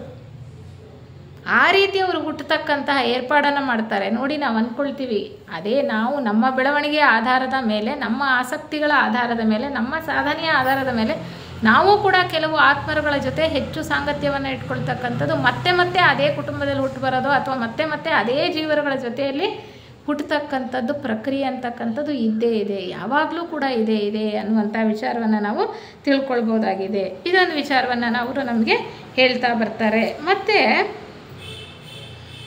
ಇವರೆಲ್ಲರೂ ಕೂಡ ಈ ಕಿಂಕರರ ಗುಂಪಿದೆಯಲ್ಲ, ಇವರೆಲ್ಲರೂ ನಾನು ಹೇಳಿದೆ ಡಿ ಗೋಳದ ತನಕ ಬರ್ತಾರೆ, ABCD ತನಕ ಬರ್ತಾರೆ. ಈ ಕಿಂಕರರ ಗುಂಪವರು ಡಿ ಗೋಳದಿಂದ ಅವರೆಲ್ಲರೂ ಈ ಮಾಲೆಯನ್ನು ಬಿಟ್ಬಿಡ್ತಾರೆ, EFGಗೆ ಹೋಗಲ್ಲ. ಏಕೆಂದರೆ ಅವ್ರಿಗೂ ಕೂಡ ಅಷ್ಟು ಸಾಮರ್ಥ್ಯ ಇಲ್ಲ, ಮುಂದೆ ಬೆಳೀತಕ್ಕಂಥ ಸಾಮರ್ಥ್ಯ ಇಲ್ಲ. ಅವರೆಲ್ಲರೂ ಕೂಡ ಸ್ವರ್ಗಲೋಕದಲ್ಲೂ ಅಲ್ಲೂ ಒಟ್ಟಾಗಿರ್ತಾರಂತೆ. ಇವರೆಲ್ಲರೂ ಕೂಡ ಸ್ವರ್ಗಲೋಕಕ್ಕೆ ಹೋಗ್ತಾರೆ. ನಿರ್ವಾಣ ಅಂದರೆ ಸ್ವರ್ಗಲೋಕ ಅಲ್ವಾ, ಅಂತರ್ಗ್ರಹ ಮಾಲೆಯ ನಿರ್ವಾಣ ಅಂತ ಹೇಳ್ತಾರೆ. ಅಲ್ಲೂ ಕೂಡ ಒಟ್ಟಿಗೆ ಇರ್ತಾರೆ. ನಾವು ಭೂಮಿಯ ಮೇಲೆ ಅಥವಾ ಈ ಭೂಗೋಳದಲ್ಲಿ ಈ ಭಾಳ ಸ್ಥೂಲವಾಗಿರ್ತಂಥ ಗ್ರಹದಲ್ಲಿ ಹುಟ್ಟು ಬಂದಾಗ ಮಾತ್ರ ಬೆಳವಣಿಗೆ ಅಂತ ಅಲ್ಲ, ಸೂಕ್ಷ್ಮ ಲೋಕಗಳಲ್ಲೂ ನಮಗೆ ಜೀವನ ಅನ್ನೋದು ಇದೆ, ಬೆಳವಣಿಗೆ ಅನ್ನೋದು ಇದೆ.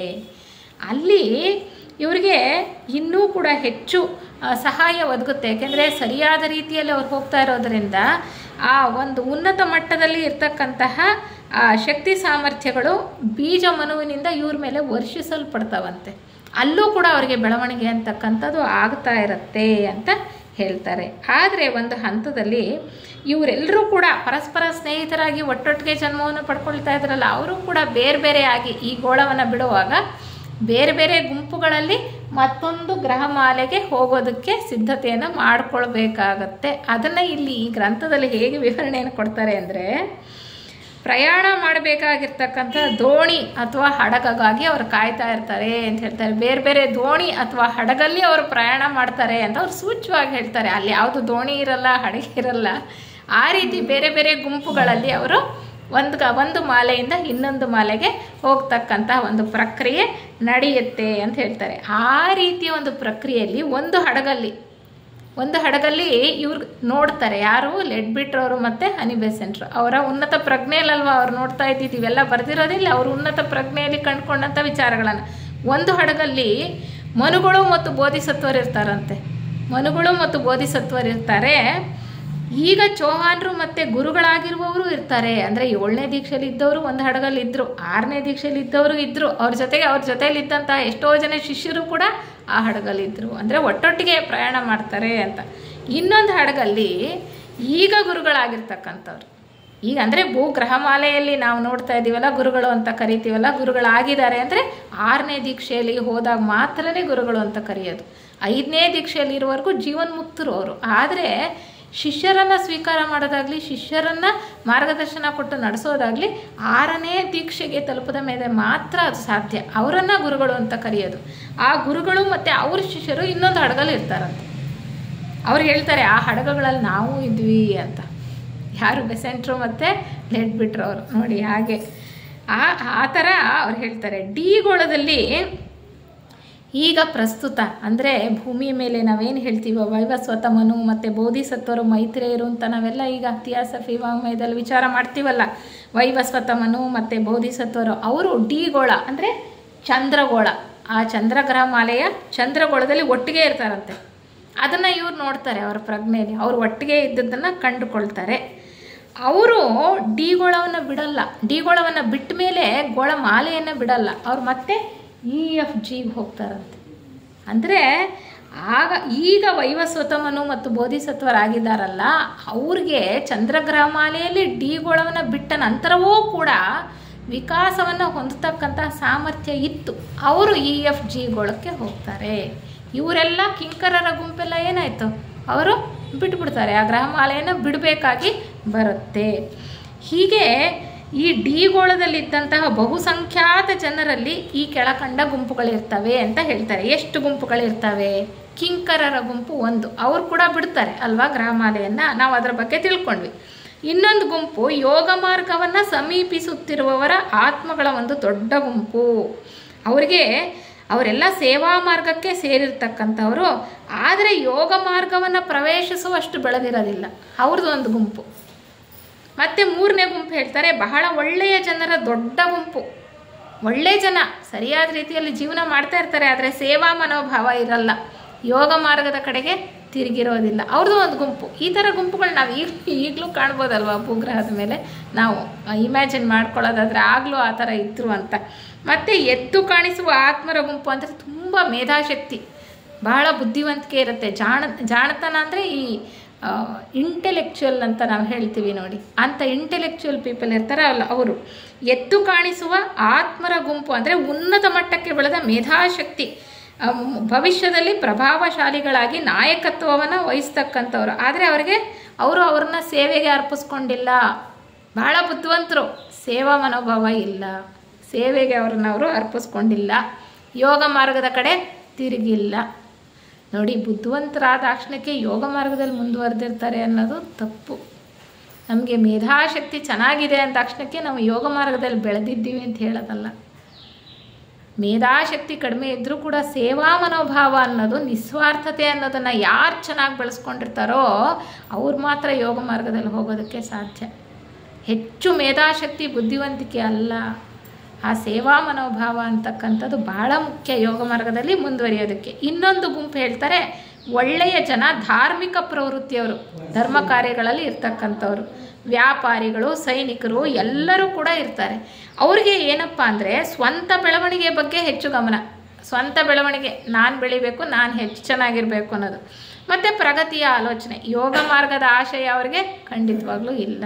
ಆ ಥರದ್ದು ಒಂದು ಗುಂಪು. ಎಲ್ಲ ಥರದ ಗುಂಪಿನ ಜನರು ಎಲ್ಲ ಮಾಲೆಯಲ್ಲೂ ಎಲ್ಲ ಗ್ರಹದಲ್ಲೂ ಕಾಣಿಸ್ತಾರೆ.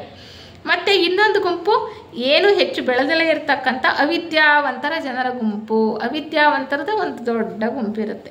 ಎಲ್ಲರೂ ಕೂಡ ಹೋಗ್ತಾರೆ ಅಂತರ್ಗ್ರಹ ಮಾಲೆಯ ಗೋಳಕ್ಕೆ ಅಲ್ವಾ. ಎಲ್ಲ ಗುಂಪಿನವರು ಹೋಗ್ತಾರೆ ಅವರವರ ಸಾಮರ್ಥ್ಯಕ್ಕೆ. ಅವರವ್ರು ಯಾವ್ಯಾವ ಘಟ್ಟದಲ್ಲಿರ್ತಾರೋ ಆಯಾ ಘಟ್ಟದಲ್ಲಿ ಮುಂದುವರಿಯೋದಕ್ಕೆ, ಮುಂದಿನ ಗೋಳಕ್ಕೆ ಹೋಗೋ ಸಾಮರ್ಥ್ಯ ಇಲ್ಲ ಅಂದರೆ ಎಲ್ಲರೂ ಕೂಡ ಬಿಟ್ಟು ಹೋಗಲೇಬೇಕು ಅನ್ನುವಂಥ ವಿಚಾರವನ್ನು ಹೇಳ್ತಾರೆ.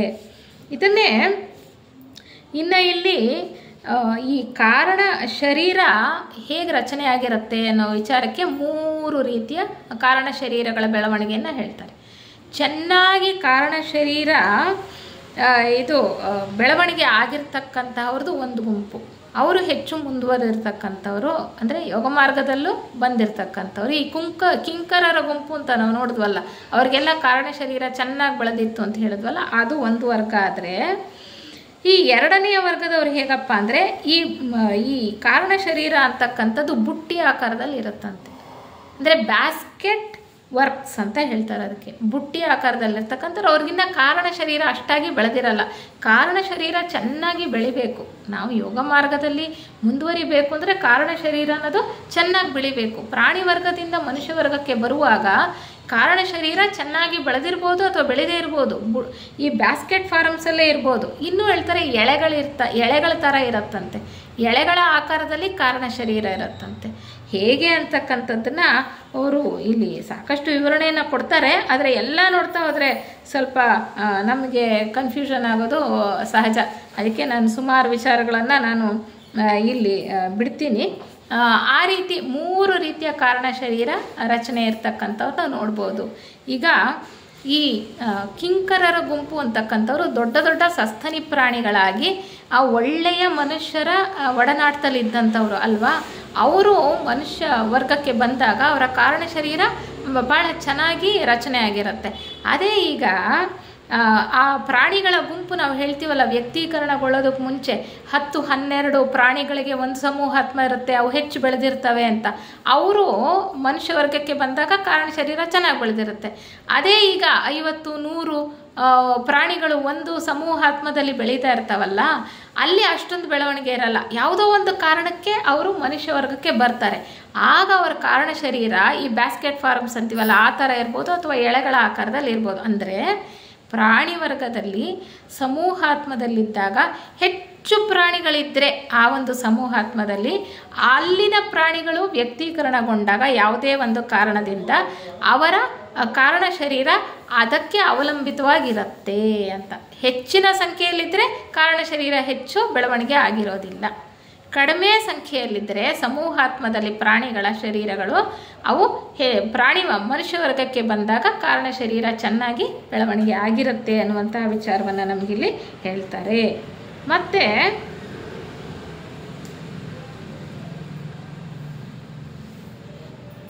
ಒಟ್ಟಾರೆ ನಮಗೆ ಇಲ್ಲಿ ಕಾಣಿಸ್ತಕ್ಕಂತಹ ವಿಚಾರಗಳೇನಪ್ಪ ಅಂತಂದರೆ, ಚಂದ್ರಗ್ರಹದಲ್ಲಿ ವಿವಿಧ ವರ್ಗಗಳ ಮಾನವರ ಆಗು ಹೋಗುಗಳನ್ನು ತಿಳಿಬೇಕು ಅಂತಂದರೆ, ಮಾನವ ವರ್ಗದಲ್ಲಿ ತೇರ್ಗಡೆಯಾಗದ ಒಂದು ಗುಂಪು 6ನೆಯ ಪ್ರದಕ್ಷಿಣೆಯಲ್ಲೇ ಅಲ್ಲಿಂದ ಹೊರಬರಬೇಕಾಯ್ತು. ನಾನು ಹೇಳಿದೆ 6ನೇ ಪ್ರದಕ್ಷಿಣೆಯಲ್ಲೇ ಆ ತೀರ್ಮಾನ ತಗೊಳ್ತಕ್ಕಂತಹ ಕಾಲ ಅಂದರೆ ಪರೀಕ್ಷಾ ಕಾಲ ಅಂತದ್ದು. ಆಗಲೇ ಎಷ್ಟೋ ಜನ ಆತ್ಮರುಗಳು ಅಲ್ಲಿಂದ ಹೊರಬಂದ್ಬಿಟ್ಟಿರ್ತಾರೆ.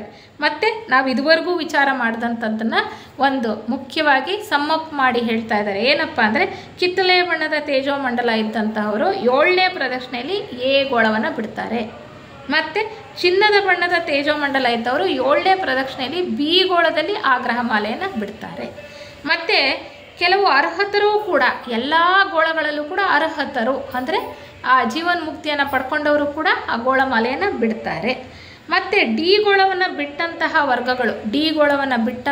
ವರ್ಗಗಳು ಯಾರ್ಯಾರಪ್ಪ ಅಂದರೆ, ಸಂಪೂರ್ಣವಾಗಿ ರಚಿತವಾಗಿರುವ ಕಾರಣದೇಹವಿದ್ದವರು. ಈಗ ನೋಡಿದ್ವಲ್ಲ, ಕಾರಣದೇಹ ಚೆನ್ನಾಗಿ ರಚನೆ ಆದಂಥವರು.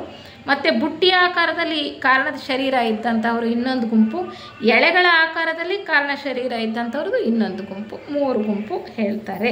ಹೀಗೆ ಪ್ರತಿಯೊಂದು ಗೋಳದಲ್ಲೂ ಕೂಡ ಈ 7ನೆಯ ಪ್ರದಕ್ಷಿಣೆಯಲ್ಲಿ ಬೇರೆ ಬೇರೆ ಹಂತದಲ್ಲಿ ಇದ್ದಂತಹವರು ಬೇರೆ ಬೇರೆ ಕಾರಣಗಳಿಂದ ಆ ಗೋಳಮಾಲೆಯನ್ನೇ ಬಿಡ್ತಕ್ಕಂತಹ ಒಂದು ಪ್ರಕ್ರಿಯೆ ಇಲ್ಲಿ ನಮಗೆ ಕಾಣಿಸ್ತಾ ಹೋಗುತ್ತೆ ಅಂತ ಹೇಳ್ತಾರೆ. ಮತ್ತು ಈ EFG ಗೋಳ, ಇದುವರೆಗೂ ನಾವು ABCD ನೋಡಿದ್ವಿ.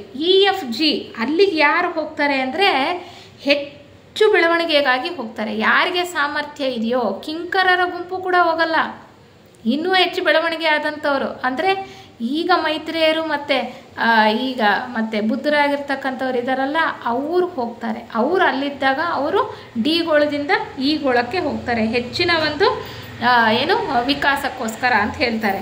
ಅಂದರೆ ಈಗ ಹೇಳ್ತಾರೆ ಭವಿಷ್ಯದ ಗೌತಮ ಬುದ್ಧರು. ಭವಿಷ್ಯದ ಗೌತಮ ಬುದ್ಧರು ಅಂದರೆ ಈಗ ಭೂಗ್ರಹಮಾಲೆಯಲ್ಲಿ ಬುದ್ಧರಾಗಿರ್ತಕ್ಕಂಥವ್ರು ಗೌತಮರು. ಅವರು ಮತ್ತು ಮೈತ್ರೇಯರು ಈ ಮತ್ತು ಎಫ್ ಗೋಳಗಳನ್ನು ಬಿಟ್ಟು ಮುಂದಕ್ಕೆ ಹೋದ ಆತ್ಮರಗಳ ಗುಂಪಿನಲ್ಲಿ ಇದ್ರಂತೆ.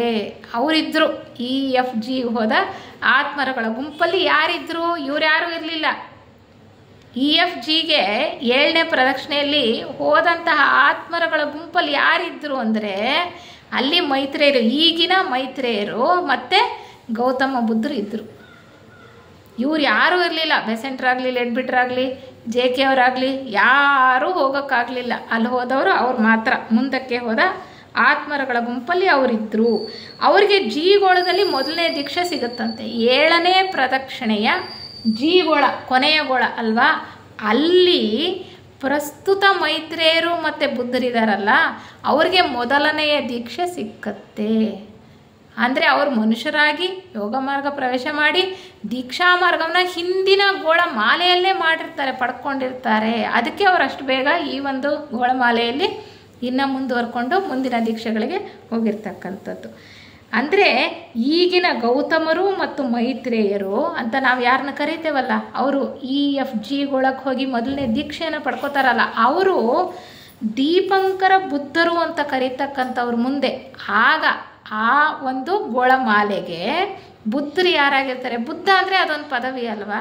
8ನೆಯ ದೀಕ್ಷೆಯನ್ನು ಯಾರು ಪಡ್ಕೊಂಡಿರ್ತಾರೋ ಅವರಿಗೆ ಬುದ್ಧರು ಅಂತ ಕರೀತಕ್ಕಂಥದ್ದು. ಆಗ ಯಾರು ಬುದ್ಧರಾಗಿದ್ರು ಅಂದರೆ ದೀಪಂಕರರು, ದೀಪಂಕರ ಬುದ್ಧರು. ಅವರು ಅಲ್ಲಿ ಜೀವನ್ಮುಕ್ತಿಯನ್ನು ಪಡೆದವರಲ್ಲ, ಚಂದ್ರಗ್ರಹ ಮಾಲೆಯಲ್ಲಿ ಜೀವನ್ಮುಕ್ತಿಯನ್ನು ಪಡೆದವರಲ್ಲ. ಅವರು ಶುಕ್ರಗ್ರಹದಿಂದ ಬಂದಿರ್ತಾರೆ. ಶುಕ್ರಗ್ರಹದಲ್ಲಿ ವಿಕಾಸ ಹೊಂದಿ ಅವರು ಹೆಚ್ಚು ಇಲ್ಲಿರ್ತಕ್ಕಂತಹ ಜೀವರುಗಳ ಬೆಳವಣಿಗೆಗೆ ಸಹಾಯ ಮಾಡೋದಕ್ಕೋಸ್ಕರ ಇಲ್ಲಿ ಬಂದಿರ್ತಾರೆ. ದೀಪಂಕರ ಬುದ್ಧರ ಮುಂದೆ ಇವರಿಬ್ಬರು ಯಾರು? ಈಗಿನ ಗೌತಮ ಬುದ್ಧರು ಮತ್ತು ಮೈತ್ರೇಯರು ಪ್ರಮಾಣ ಮಾಡ್ತಾರಂತೆ, ನಾವು ಮುಂದಕ್ಕೆ ಬುದ್ಧರಾಗ್ತೇವೆ ಅನ್ನುವಂತಹ ಪ್ರಮಾಣ ವಚನವನ್ನು ಯಾವಾಗ ಕೊಟ್ಟರು ಅವರು? ಚಂದ್ರಗ್ರಹ ಮಾಲೆಯ 7ನೆಯ ಪ್ರದಕ್ಷಿಣೆಯ ಗೋಳದಲ್ಲಿ, ಕೊನೆಯ ಗೋಳದಲ್ಲಿ ಅವರು ದೀಕ್ಷಾಪಥವನ್ನು ಪ್ರವೇಶ ಮಾಡಿದ ನಂತರ ದೀಪಂಕರ ಬುದ್ಧರ ಮುಂದೆ ಪ್ರಮಾಣ ವಚನವನ್ನು ಸ್ವೀಕಾರ ಮಾಡ್ತಾರೆ. ನಾವು ಮುಂದೆ ಬುದ್ಧರಾಗ್ತೇವೆ ಅನ್ನುವಂಥ, ಅಂದರೆ ಅಷ್ಟು ಪ್ರಗತಿಯನ್ನು ನಾವು ಸಾಧಿಸ್ತೇವೆ, ಸಾಧನೆ ಮಾಡ್ತೇವೆ ಅಂತ ಹೇಳ್ತಾರೆ. ದೀಪಂಕರ ಬುದ್ಧರು ಶುಕ್ರಗ್ರಹ ಯೋಜನೆಯ 4ನೆಯ ಗ್ರಹಮಾಲೆಯಿಂದ ಬಂದವರು. ಶುಕ್ರಗ್ರಹ ಯೋಜನೆ ಪ್ರತಿಯೊಂದು ಯೋಜನೆಯಲ್ಲಿ 7 ಗ್ರಹಮಾಲೆ, ಅಲ್ಲಿ 4ನೇ ಮಾಲೆಯಿಂದ ಜೀವನ್ಮುಕ್ತರಾಗಿ ಈ ಒಂದು ಭೂ ವಿಕಾಸ ಯೋಜನೆಯ 3ನೆಯ ಮಾಲೆಯಲ್ಲಿ ಬುದ್ಧರಾಗಿ ಕೆಲಸ ಮಾಡ್ತಾ ಇರ್ತಾರೆ. ಯಾರು? ದೀಪಂಕರರು. ಅವರ ನಂತರ ಕಶ್ಯಪ ಮಹರ್ಷಿಗಳು ಭೂಗ್ರಹದ 4ನೆಯ ಪ್ರದಕ್ಷಿಣೆಯಲ್ಲಿ ಬುದ್ಧರಾಗ್ತಾರೆ. ದೀಪಂಕರರ ನಂತರ ನಮ್ಮ ಈ ಭೂಗ್ರಹ ಮಾಲೆ ಇದೆಯಲ್ಲ, ಮುಂದಿನ ಮಾಲೆ, ಅಲ್ಲಿ ಬುದ್ಧರು ಗೌತಮರಿಗಿಂತ ಮುಂಚೆ ಯಾರು ಬುದ್ಧ ಪದವಿಯಲ್ಲಿದ್ದರಪ್ಪ ಅಂದರೆ ಕಶ್ಯಪ ಮಹರ್ಷಿಗಳು ಅಂತ ಹೇಳ್ತಾರೆ. ಕಶ್ಯಪ ಮಹರ್ಷಿಗಳು ಈ ಭೂಗ್ರಹದ 4ನೆಯ ಪ್ರದಕ್ಷಿಣೆಯಲ್ಲಿ 3ನೆಯ ಮಹಾವಂಶದಲ್ಲಿ ಬೋಧಿಸತ್ವರಾಗಿದ್ದು 4ನೆಯ ಮಹಾವಂಶದಲ್ಲಿ ಬುದ್ಧ ಪದವಿಗೆ ಏರ್ತಾರೆ. ಅಂದರೆ ದೀಪಂಕರರ ನಂತರ ಕಶ್ಯಪರು ಬುದ್ಧರಾಗಿದ್ದರು, ಅದರ ನಂತರ ಗೌತಮರು ಈಗ ಬುದ್ಧರಾಗಿರ್ತಕ್ಕಂಥದ್ದು. ಗೌತಮರು 4ನೆಯ ಮಹಾವಂಶದಲ್ಲಿ ಬೋಧಿಸತ್ವರಾಗಿದ್ದರು. 4ನೆಯ ಮಹಾವಂಶದಲ್ಲಿ ಇದು ಯಾವ ಪ್ರದಕ್ಷಿಣೆ? 4ನೆಯ ಪ್ರದಕ್ಷಿಣೆ. ಭೂಗ್ರಹ ಮಾಲೆಯ 4ನೆಯ ಪ್ರದಕ್ಷಿಣೆಯಲ್ಲಿ ಯಾರು? ಗೌತಮರು ಬೋಧಿಸತ್ವರಾಗಿದ್ದರು. 5ನೆಯ ಮಹಾವಂಶದಲ್ಲಿ ಬುದ್ಧರಾಗ್ತಾರೆ. 5ನೆಯ ಮಹಾವಂಶ ಅಲ್ವಾ ಇವಾಗ ನಡೀತಾ ಇರೋದು. ಇವಾಗ ತಾನೇ ಅವರು ಬುದ್ಧರಾಗಿ ಬುದ್ಧ ಪದವಿಗೆ ಏರಿದ್ದು.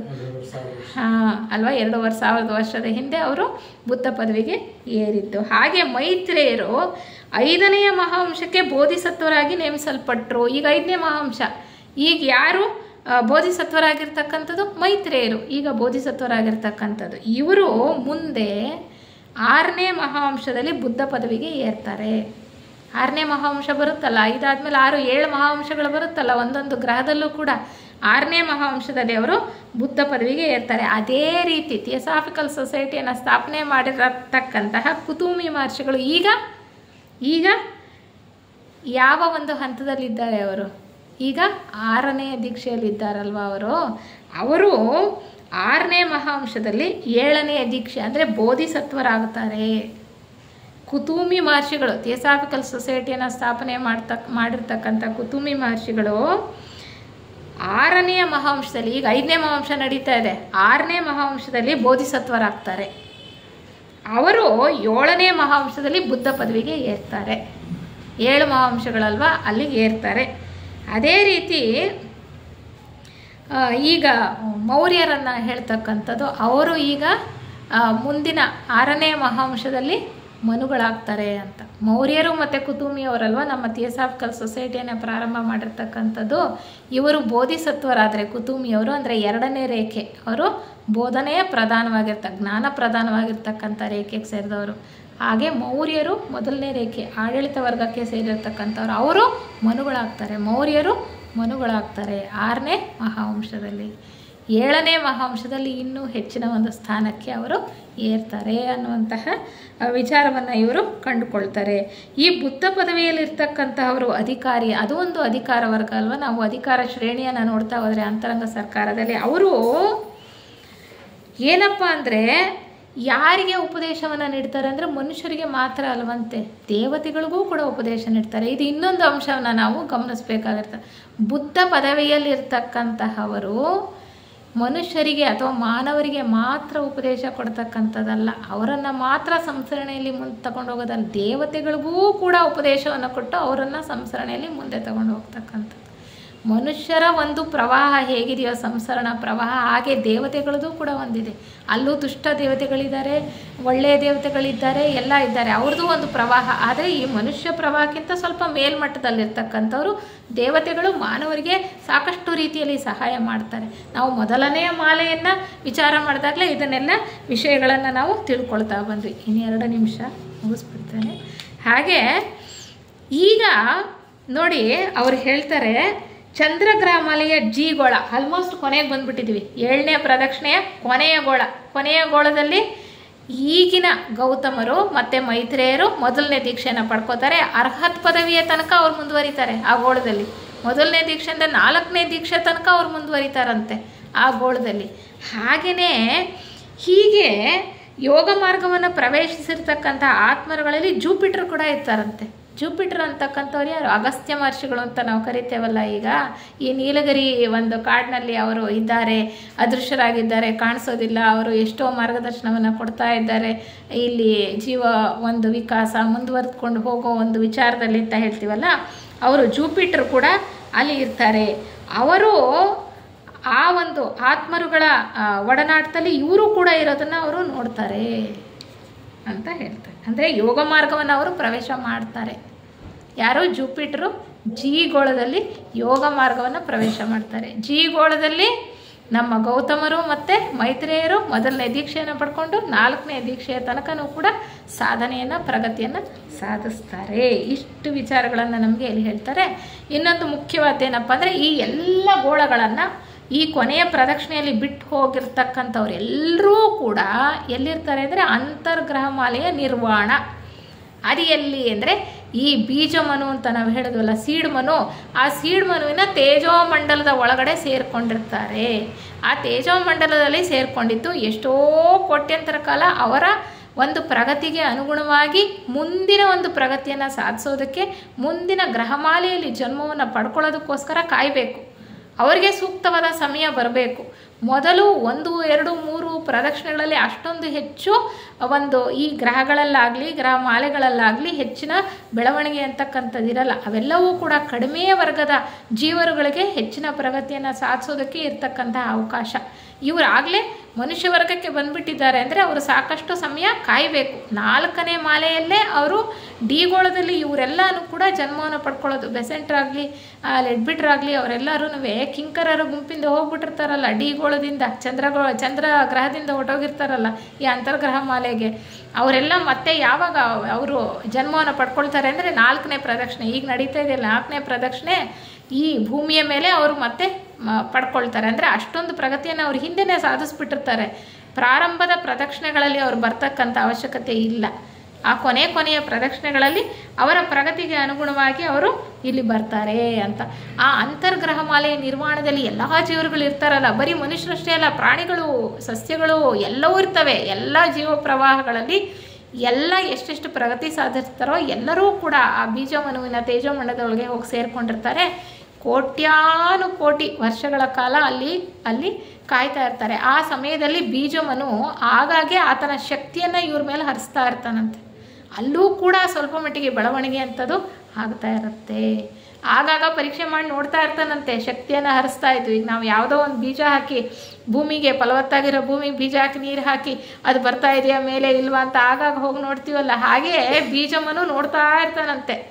ಎಲ್ಲ ಆತ್ಮರುಗಳ ಮೇಲೆ ಶಕ್ತಿಯನ್ನು ಹರಿಸಿ ಇನ್ನು ಎಷ್ಟು ಪ್ರಗತಿಯನ್ನು ಸಾಧಿಸಿದ್ದಾರೆ ಅಂತ ನೋಡ್ತಾ ಇರ್ತಾರಂತೆ.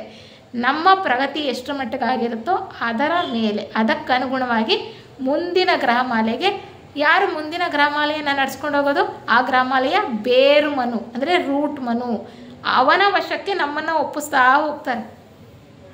ಸೂಕ್ತ ಸಮಯದಲ್ಲಿ ಬೀಜಮನು ತನ್ನೊಳಗಡೆ ಇಟ್ಕೊಂಡಿರ್ತಕ್ಕಂಥ ಎಲ್ಲ ಜೀವರುಗಳನ್ನು, ಎಲ್ಲ ವರ್ಗದ ಜೀವರುಗಳನ್ನು ಮುಂದಿನ ಒಂದು ಗ್ರಹಮಾಲೆಯಲ್ಲಿ ಆ ಬೇರು ಮನುವಿನ ಒಂದು ವಶಕ್ಕೆ ಕಳಿಸ್ತಾ ಹೋಗ್ತಾರೆ ಅನ್ನುವಂಥ ವಿಚಾರವನ್ನು ನಮಗಿಲ್ಲಿ ಹೇಳ್ತಾ ಹೋಗ್ತಾರೆ. ಇಷ್ಟು ವಿಚಾರಗಳನ್ನು ನಾವು ಈ ಒಂದು 7ನೆಯ ಪ್ರದಕ್ಷಿಣೆಯಲ್ಲಿ ತಿಳ್ಕೊಳ್ಬೋದು. ಅಲ್ಲಿಗೆ ಈ ಚಂದ್ರಗ್ರಹ ಮಾಲೆ ಅಂದರೆ 3ನೇ ಮಾಲೆಯಲ್ಲಿ ಯಾವ ರೀತಿ ಜೀವ ವಿಕಾಸ ಅಂತಕ್ಕಂಥದ್ದಾಯಿತು, ಯಾವ ಯಾವ ಆತ್ಮರುಗಳನ್ನು ನಮ್ಮ ಲೇಖಕರು ಕಂಡುಕೊಂಡ್ರು, ಯಾವ ಯಾವ ಹಂತದಲ್ಲಿ ಹೇಗೆ ಅವರ ಬೆಳವಣಿಗೆ ಆಯಿತು ಅನ್ನುವಂಥ ವಿಚಾರವನ್ನು ನಮಗೆ ಹೇಳ್ತಾ ಹೋಗ್ತಾರೆ.